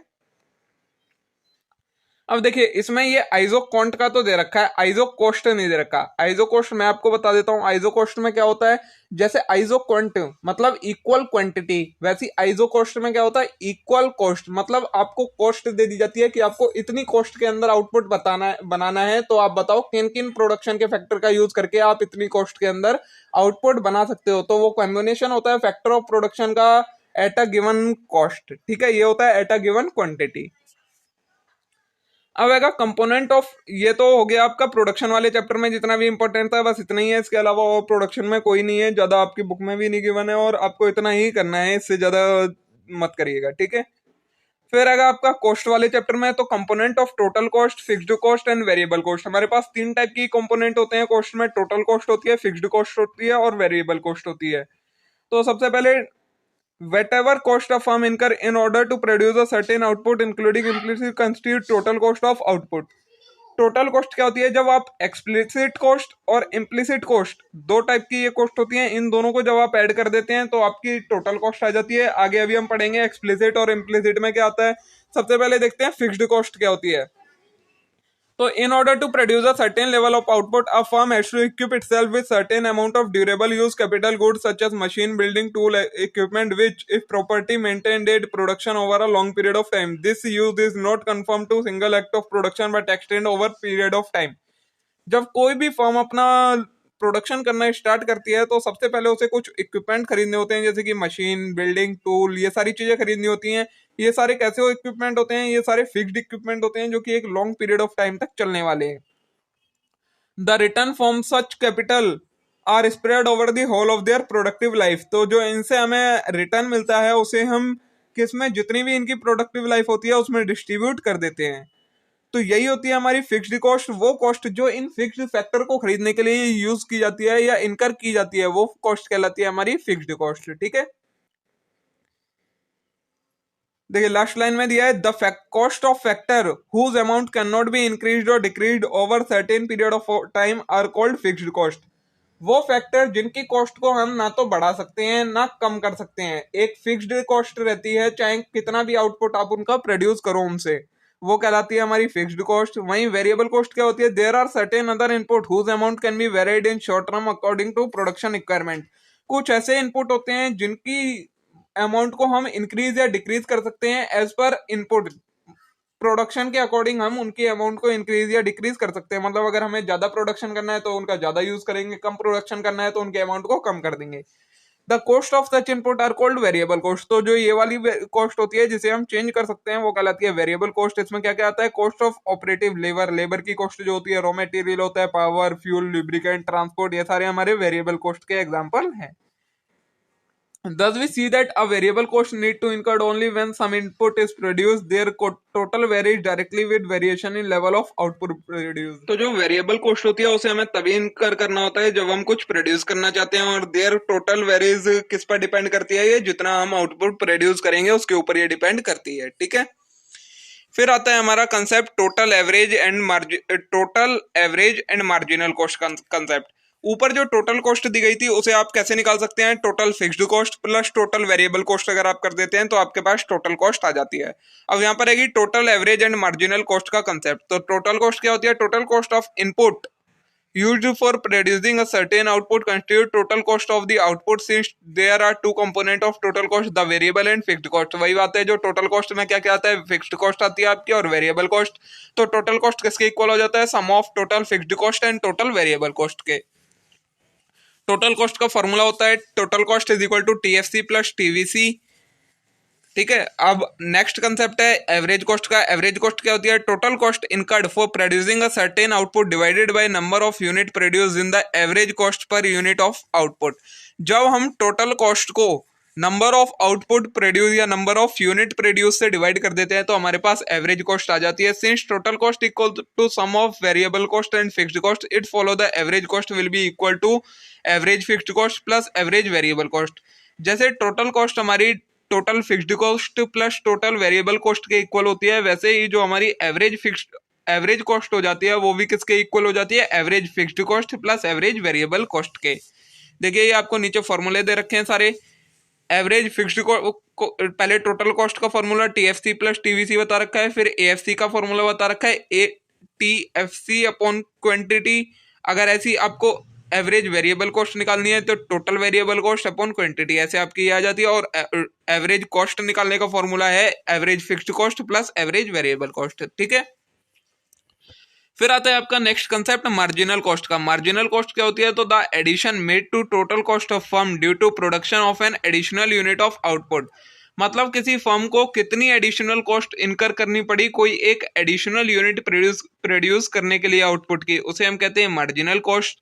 मार्जिनल कॉस्ट को कैसे निकालते हैं? मार्जिनल कॉस्ट का फॉर्मूला है टोटल कॉस्ट जो हमें एन आइटम प्रोड्यूस करने में लगी और उसे माइनस कर देते हैं टोटल कॉस्ट जो n-1 आइटम प्रोड्यूस करने में लगी, ये हो जाता है हमारा मार्जिनल कॉस्ट का फॉर्मूला। और मार्जिनल कॉस्ट का फॉर्मूला क्या है? Marginal fixed cost plus marginal variable cost, जिसमें मार्जिनल फिक्स्ड कॉस्ट होती है 0 तो हमारी मार्जिनल कॉस्ट किसके बराबर होती है? मार्जिनल वेरिएबल कॉस्ट के बराबर होती है। ठीक है, फिर आता है हमारा short run industry supply curve. जैसे शॉर्ट रन प्रोडक्शन कर्व था वैसे ही शॉर्ट रन सप्लाई कर्व भी है। इसमें क्या होता है, in the short run the minimum point of average variable cost indicate the shutdown point at which no firm will supply its output.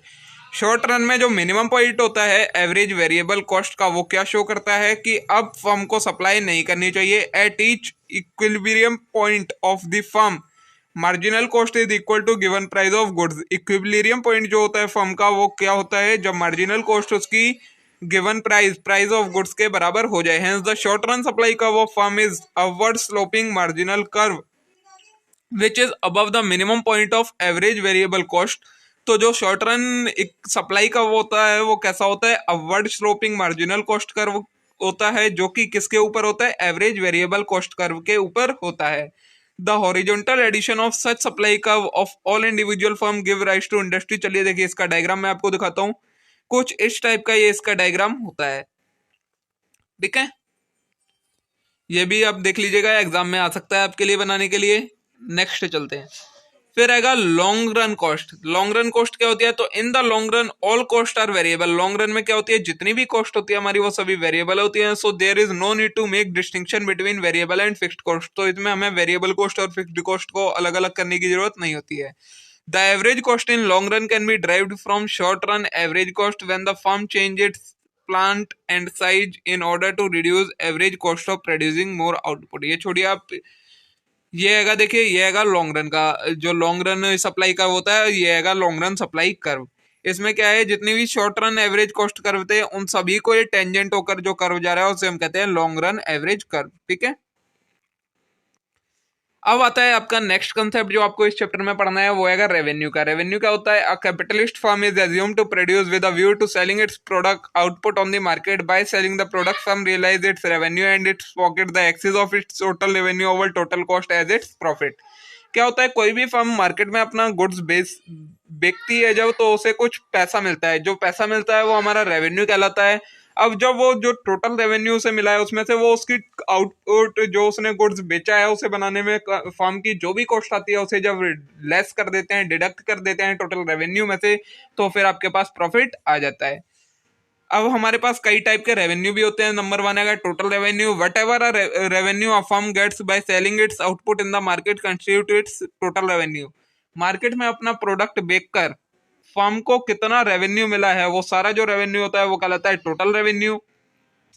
Total revenue naturally depend upon how much price the firm sells at which price it sell. तो ये किस पर depend करता है, firm कितना बेच रही है और किस प्राइस पर बेच रही है, उस पर आपका टोटल रेवेन्यू डिपेंड करता है। टोटल रेवेन्यू किसके बराबर होता है, आउटपुट प्राइस के बराबर होता है। फिर आता है आपका average revenue. What a buyer pay as price per unit in the market constitute average revenue per unit. कोई बायर क्या प्राइस पे करता है एक यूनिट के लिए, वो कहलाता है आपका average revenue. When looked at from the firm's point of view thus price and AR are one and the same thing. अगर हम फर्म के पॉइंट ऑफ व्यू से देखें तो जो आपका प्राइस होता है और जो एवरेज रेवेन्यू होता है वो दोनों एक ही चीज होती हैं। और एवरेज रेवेन्यू आप कैसे निकाल सकते हैं, जो आपका टोटल रेवेन्यू है उसे जब आप क्वांटिटी सप्लाइड से डिवाइड या क्वांटिटी सोल्ड से डिवाइड कर दें तो आपके पास एवरेज रेवेन्यू आ जाता है। नेक्स्ट है आपका मार्जिनल रेवेन्यू। क्या होता है, तो marginal revenue refers to contribution made to total revenue of a firm due to sale of an additional unit of output. मतलब जितना आपका टोटल रेवेन्यू था उससे ज्यादा जब आप अपनी एक एडिशनल यूनिट बेचते हैं किसी भी प्रोडक्ट की, तो आपको कितना रेवेन्यू आता है, वो आता है आपका मार्जिनल रेवेन्यू। इसे हम कहते हैं एडिशनल रेवेन्यू। इसका फॉर्मूला क्या होता है, मार्जिनल रेवेन्यू का फॉर्मूला होता है टोटल रेवेन्यू एन यूनिट बेच कर जो आपको आया उसमें से माइनस कर दो total revenue n minus 1 unit जो बेच कर आया हो, तो आपके पास मार्जिनल रेवेन्यू आ जाता है। ये हो गया आपका कॉस्ट का कंसेप्ट। अब आपके पास है इसमें concept and types of economies of scale.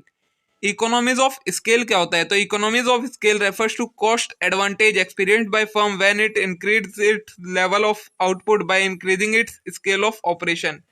मतलब किसी फर्म को कॉस्ट का क्या फायदा मिलता है जब फर्म क्या करती है, अपना आउटपुट का लेवल बढ़ा देती है और स्केल ऑफ ऑपरेशन को बढ़ा देती है। तो उसे कॉस्ट कैसे कम हो जाती है, वो जो कंसेप्ट कहलाता है वो कहलाता है आपका economies of scale. It assume that scale of operation can be increased by increasing factor simultaneously. Scale of operation को कैसे इंक्रीज किया जा सकता है? फैक्टर ऑफ प्रोडक्शन को इंक्रीज करके। This result in decreasing per unit cost. इससे क्या होता है? पर यूनिट कॉस्ट डिक्रीज हो जाती है।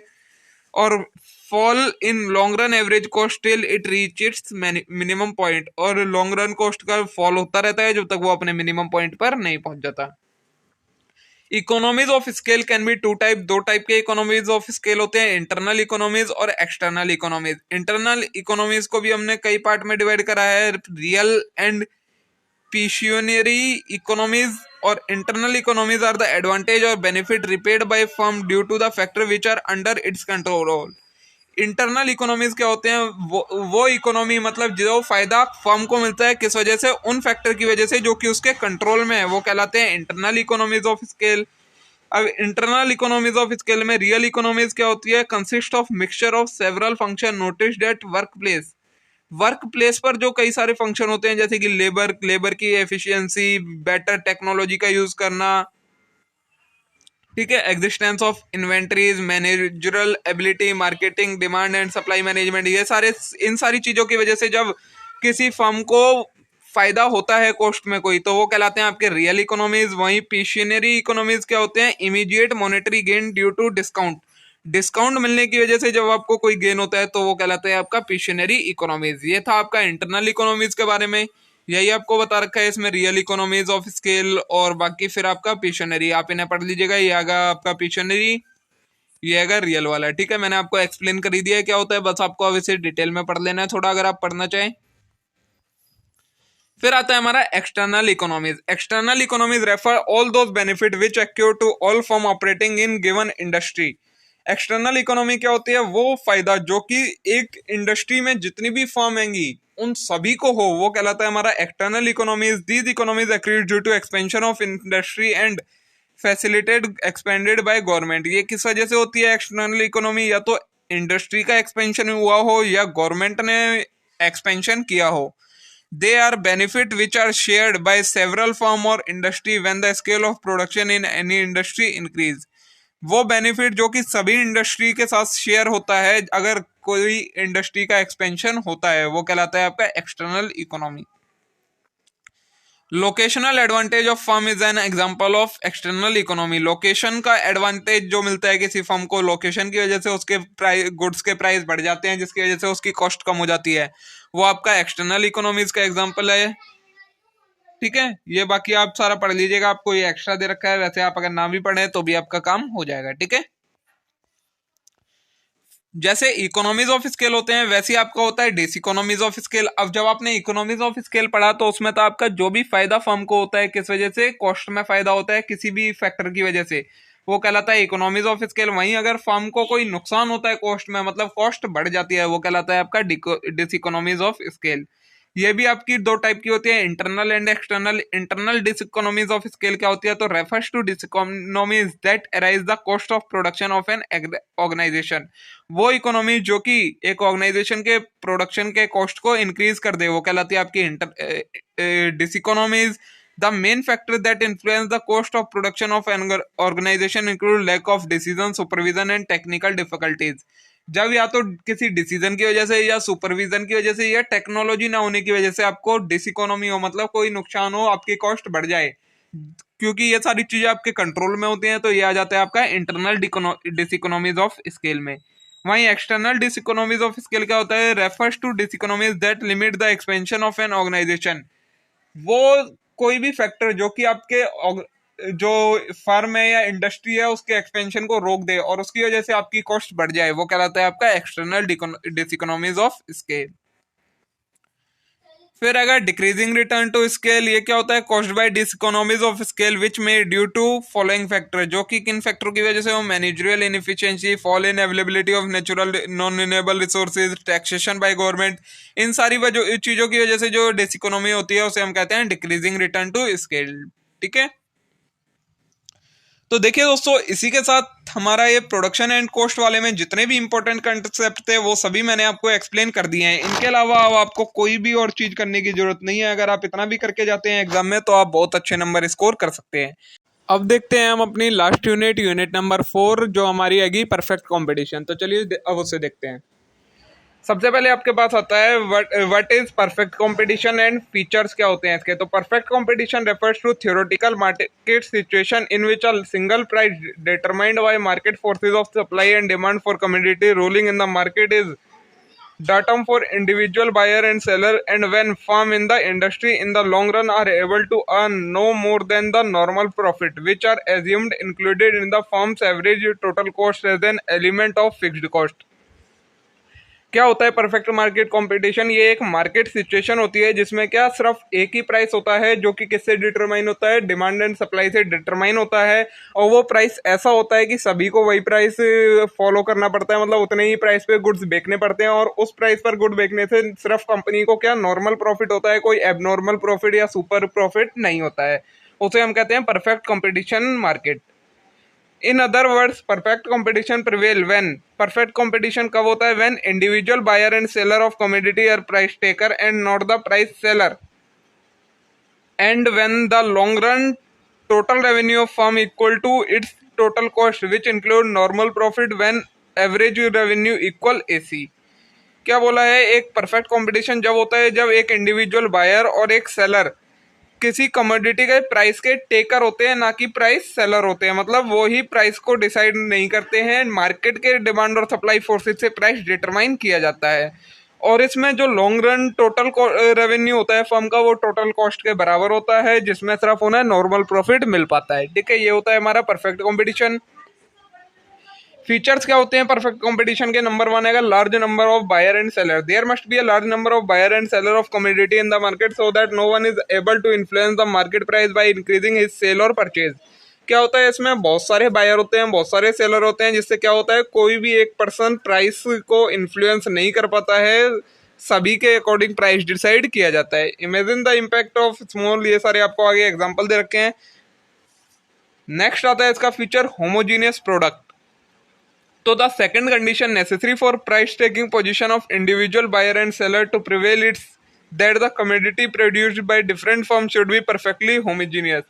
और क्या फीचर होता है परफेक्ट कंपटीशन मार्केट में? जो कमोडिटी सेल की जाती है वो होमोजीनियस होती है, मतलब एक दूसरे से मिलती हुई होती है। This means that no producer should be able to influence the buyer of the basis of some real और imaginary quality of his product. मतलब कोई भी प्रोड्यूसर किसी बायर को इन्फ्लुएंस नहीं कर सकता कि हाँ दूसरे की चीज खराब है, क्वालिटी में मेरी अच्छी है, क्योंकि ये सभी होमोजीनियस प्रोडक्ट्स होते हैं। In other word no producer should be able to contend that the product in any manner different from other, की ये नहीं कह सकता कोई भी प्रोड्यूसर की जो प्रोडक्ट है वो एक दूसरे से अलग है। Similarly buyer should not be able to distinguish between the product of different producer. तो और इसी तरीके से बायर भी प्रोडक्ट को अलग अलग डिफरेंशिएट नहीं कर पाते हैं सारे प्रोडक्ट, क्योंकि एक जैसे होते हैं। नेक्स्ट है perfect knowledge. Without perfect knowledge about the market condition assumption of rationality does not work. और क्या एक फीचर है परफेक्ट कंपटीशन का? वही बायर या सेलर परफेक्ट कंपटीशन मार्केट में होंगे जिनको उसके बारे में कंप्लीट नॉलेज होगी। अगर किसी को उनके बारे में कंप्लीट नॉलेज नहीं है तो फिर वो इस वाली मार्केट के पार्ट नहीं होते हैं। For example, unless buyer know the price charged by different seller they will not be able to buy from seller who sell cheapest. अगर बायर को प्राइस के बारे में नहीं पता होगा कि प्राइस क्या प्राइस होता है किसी कमोडिटी का, तो फिर वो उसे किसी से भी खरीद लेगा, वो सबसे सस्ता वाला बायर को सेलर को नहीं ढूंढ पाएगा। ये हो गया आपका परफेक्ट कंपटीशन के फीचर और उसका मीनिंग। अब आएगा firms MR curve under perfect competition. Perfect competition के अंदर जो फर्म का मार्जिनल रेवेन्यू का कर्व होता है वो कैसा होता है? तो डिमांड कर्व और the AR curve of firm under competition is horizontal. जो डिमांड कर्व होता है या फिर जिसे हम एआर कर्व मतलब एवरेज रेवेन्यू कर्व कहते हैं, वो परफेक्ट कंपटीशन के अंदर कैसा होता है? हॉरिजॉन्टल होता है और परफेक्टली इलास्टिक होता है। A horizontal AR implies that firm can sell any amount at the going market price। Firm कितनी भी क्वांटिटी बेच सकती है, उस पर कोई रिस्ट्रिक्शन नहीं है एक पर्टिकुलर प्राइस पर। How will firm MR curve behave in this case? In the preceding subsection we have explained AR remain constant, MR equal AR। जो MR होता है वो AR के इक्वल होता है। In other words, the horizontal AR curve is also the firm's MR curve। तो perfect competition के अंदर जो मार्जिनल रेवेन्यू कर्व होता है वो एवरेज रेवेन्यू कर्व के बराबर होता है, और दोनों ही ये कैसे होते हैं, हॉरिजॉन्टल होते हैं, परफेक्टली इलास्टिक होते हैं. In the fact that horizontal AR/MR curve can be said that hallmark of perfect competition to distinguish it from other market situation. ये एक पहचान होती है कि अगर किसी का AR या MR कर्व हॉरिजॉन्टल है तो वो परफेक्ट मार्केट कंपटीशन की सिचुएशन है. ठीक है. नेक्स्ट रहेगा टोटल रेवेन्यू. तो total revenue defined as product of average revenue और price of commodity and quantity of output. जो टोटल रेवेन्यू होता है वो क्या होता है, प्रोडक्ट होता है किसका, या तो एवरेज रेवेन्यू का या फिर जो प्राइस है कमोडिटी का उसकी हमने कितनी क्वांटिटी बनाई है उससे जब मल्टीप्लाई कर देते हैं तो हमारे पास टोटल रेवेन्यू आ जाता है.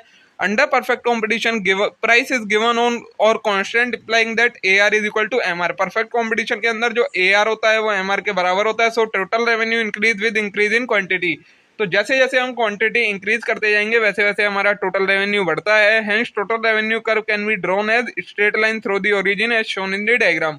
तो टोटल रेवेन्यू का हमारा कर्व कैसा हो जाता है, एक स्ट्रेट लाइन हो जाती है, जैसे कि ये इसमें शो रखी है. ये राइट वाला आएगा आपका टोटल रेवेन्यू का और ये लेफ्ट वाला आएगा आपका डिमांड कर्व जो कि AR या MR का है. आगे आएगा अब आपका equilibrium of the firm under perfect competition. एक परफेक्ट कंपटीशन के अंदर कोई भी फर्म इक्विलिब्रियम लेवल पर कब आती है, मतलब जब उसकी टोटल कॉस्ट टोटल रेवेन्यू के बराबर कब होती है.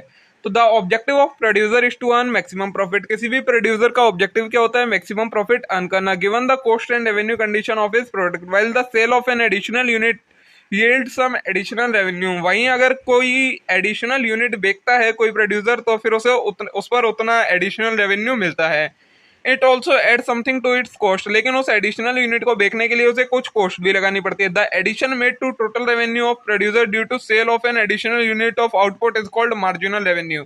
जो टोटल रेवेन्यू था जितना उससे ऊपर जो भी यूनिट उसने बेचकर टोटल रेवेन्यू में ऐड करा वो सारा क्या कहलाता है, मार्जिनल रेवेन्यू कहलाता है. And additional made to this total cost.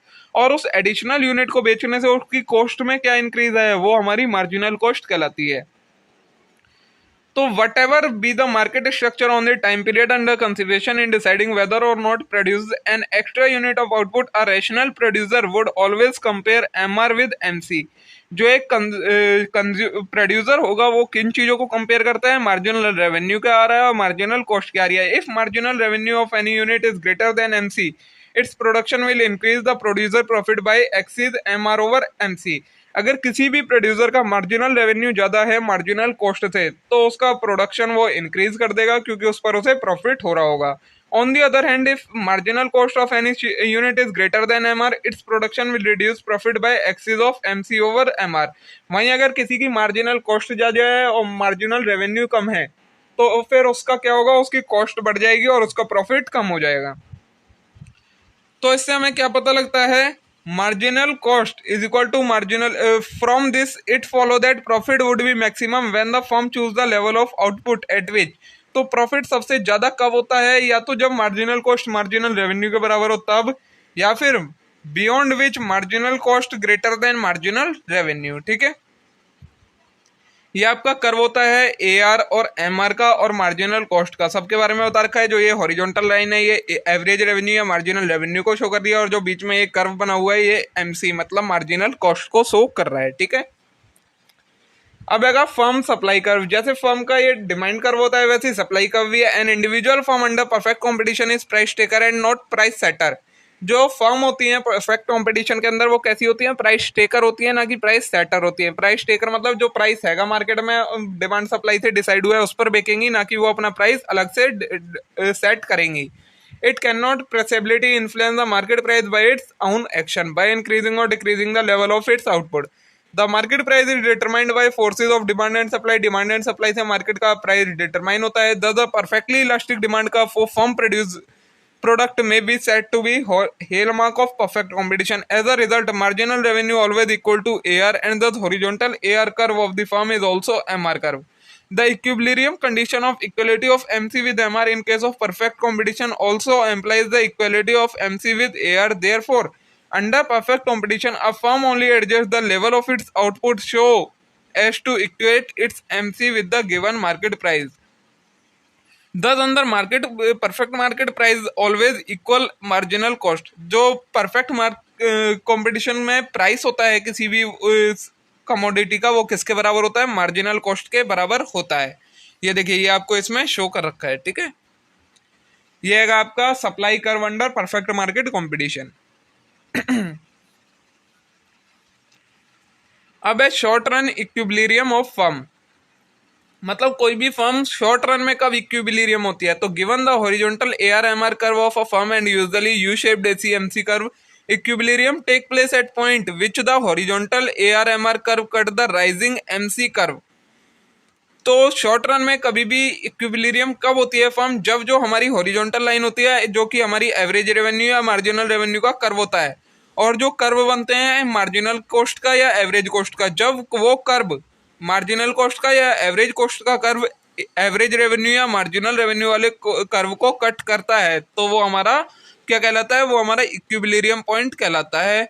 This subject to only qualification that equilibrium can not take place if the horizontal MR curve MC curve below E, the shutdown point है shown in the figure 12.5। तो देखिए, ये आपको show कर रखा है सारे curve, ये कहां पर इक्विलिब्रियम हो रहा है? जहां पर ये कट कर रहे हैं एक दूसरे को, ठीक है। अब आएगा long run equilibrium of firm. तो लॉन्ग रन में कब इक्विलिब्रियम होता है? Freedom of entry and exit of firm in the long run is characteristic feature of perfect competition. Perfect competition का एक फीचर क्या होता है? इसमें फ्रीडम होती है, कोई भी आ सकता है, कोई भी जा सकता है। Therefore equilibrium position with abnormal profit और loss as shown in figure A and B above are sustainable involve. ये सारा आपको एक्स्ट्रा हैगा। Short run is a period too short to permit adjustment of productive capacity to desired level. In short run firm is the industry can produce more or less only by using its given fixed equipment more or less intensively, but cannot increase or decrease their given fixed equipment. Short run में क्या होता है? कोई भी firm अपनी cost को कैसे change करती है? जो उसके पास फिक्स्ड इक्विपमेंट है उन्हीं का यूज ज्यादा इफिशियंसी से करके यूज कर सकती है, लेकिन उन्हें इंक्रीज या डिक्रीज नहीं कर सकती। For the same reason, new firm also cannot enter into industry in short run. इसीलिए शॉर्ट रन में कोई भी नई फर्म एंटर नहीं कर सकती है। Long run may be defined as the period which is long enough to permit variation in amount of all factor. तो लॉन्ग रन क्या कहलाता है? वो पीरियड जिसमें हम अपने फैक्टर्स हैं उन्हें चेंज कर सके, तो वो पीरियड कहलाता है लॉन्ग रन का। In long run existing firm have the freedom to remain in the industry and to choose whatever factor. इसमें जो एग्जिस्टिंग फर्म है उनके पास ऑप्शन होता है, वो चाहे जिस टाइप का फैक्टर यूज कर सकती हैं। कॉम्बिनेशन आर मोस्ट प्रॉफिटेबल और to quit the industry future prospectus are believe. Similarly new firm can enter the industry future prospectus are bright. और इसी तरीके से नई फर्म भी लॉन्ग रन में एंटर कर सकती हैं, ठीक है। ये देखिए, ये ग्राफ होता है आपका लॉन्ग रन और शॉर्ट रन का, ठीक है।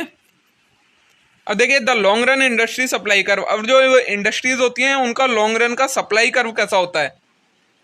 तो the long run industry supply curve shows the relation between equilibrium price and output which the firm are willing to supply after all the desired entry और exit has taken place. Long run supply curve क्या show करता है? हमें relation show करता है किस किस के बीच में? जो इक्विलिब्रियम प्राइस है, मतलब जहां पर कॉस्ट प्राइस के बराबर है, और जो हमने आउटपुट रिड्यूस करा है, तो हमें उस टाइम पर कितना आउटपुट की सप्लाई करनी चाहिए, वो जो बताता है वो कहलाता है हमारा long run industry supply curve. Entry take place in response to increase in product price. Entry कब होती है नई फर्म की मार्केट में? जब प्रोडक्ट का प्राइस बढ़ता है, उसकी डिमांड बढ़ने की वजह से। Entry will continue until the excess profit due to higher price are wiped out. और कब तक एंट्री होती रहती है नई नई फर्म्स की? जब तक उस पर जो प्रॉफिट हो रहा है वो उसके जो बढ़ा हुआ प्राइस है उसे खत्म ना कर दे, तब तक एंट्री होती रहती है नई नई फर्म्स की। On the other end exit of firm from the industry take place when price fall.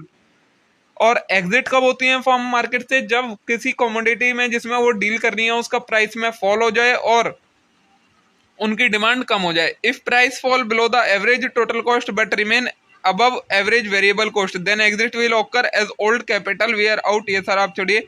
if price fall below average variable cost then exit will occur very quickly। अगर प्राइस एवरेज वेरिएबल कॉस्ट से भी नीचे चला जाता है तो फिर exit बहुत ज्यादा जल्दी occur होता है, ठीक है। The long run supply curve then become the locus of various long equilibrium position। ये छोड़िए बाकी सारे आप। The shape slope of long run supply curve depend on manner in which the changes in factor price take place in competitive industry। अब किसी भी industry का supply curve का जो लॉन्ग रन में सप्लाई कर्व होता है उसका स्लोप किस चीज़ पर डिपेंड करता है, कई सारी चीज़ों पर, उसके जिन वजहों से प्राइस चेंज हो रहा है उस पर डिपेंड करता है। We can identify 3 type of industry on basis. हम 3 टाइप की इंडस्ट्री को फाइंड करते हैं जिनमें कांस्टेंट रहता है प्राइस, जिनमें प्राइस इंक्रीज हो रहा होता है और जिनमें डिक्रीज हो रहा होता है। तो सबसे पहले आएगा long run supply curve in constant cost industry. The industry in which input price does not change as industry output expand और कॉन्ट्रैक्ट। वो इंडस्ट्री जिसमें इनपुट मतलब जो हम रॉ मटेरियल वगैरह या जो जो हम इनपुट देते हैं उनका प्राइस चेंज नहीं होता है, जब चाहे हम आउटपुट को कितना भी इंक्रीज कर दें, तो वो कहलाती है हमारी कांस्टेंट कॉस्ट इंडस्ट्री। इनमें जो हमारा सप्लाई कर्व होता है वो कुछ इस तरीके से दिखता है, ठीक है। सेकेंड है कि long run supply curve under increasing cost. Increasing cost मतलब the industry in which input price increase with expansion of industry output. मतलब अगर हम अपना प्रोडक्शन को इंक्रीज करते हैं, आउटपुट को इंक्रीज करते हैं, तो जो हमारी इनपुट की कॉस्ट है वो भी इंक्रीज हो जाए, तो वो कहलाती है कौन सी इंडस्ट्री, इंक्रीजिंग कॉस्ट इंडस्ट्री। और इनके अंदर जो हमारा सप्लाई कर्व होता है वो कुछ इस तरीके का होता है, ठीक है। फिर आएगी long run supply curve in decreasing cost industry. तो डिक्रीजिंग कॉस्ट इंडस्ट्री कौन सी होती है, वो इंडस्ट्री जिसमें अगर हम प्रोडक्शन को इंक्रीज करते हैं, अपने आउटपुट को इंक्रीज करते हैं, तो हमारा इनपुट डिक्रीज हो जाता है, इनपुट की कॉस्ट डिक्रीज हो जाती है, वो कहलाती है डिक्रीज कॉस्ट इंडस्ट्री। और इसमें जो हमारा स्लोप कर्व होता है वो कैसा होता है, डाउनवर्ड स्लोपिंग होता है। ये आपके सामने ये इसका कर्व दिखा रखा है, ठीक है। फिर आएगा हमारे पास allocative efficiency under perfect competition. तो ये क्या होता है, allocation efficiency refers to situation where allocation of resources leads to maximum gain to the society reflective in maximization of sum of consumer and producer surplus.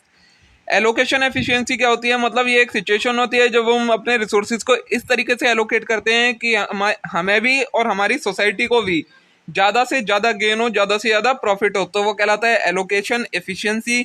Consumer surplus क्या होता है, consumer surplus is the difference between total value which the consumer are willing to place on all the unit consumed of the product and the actual payment that they make on its purchase.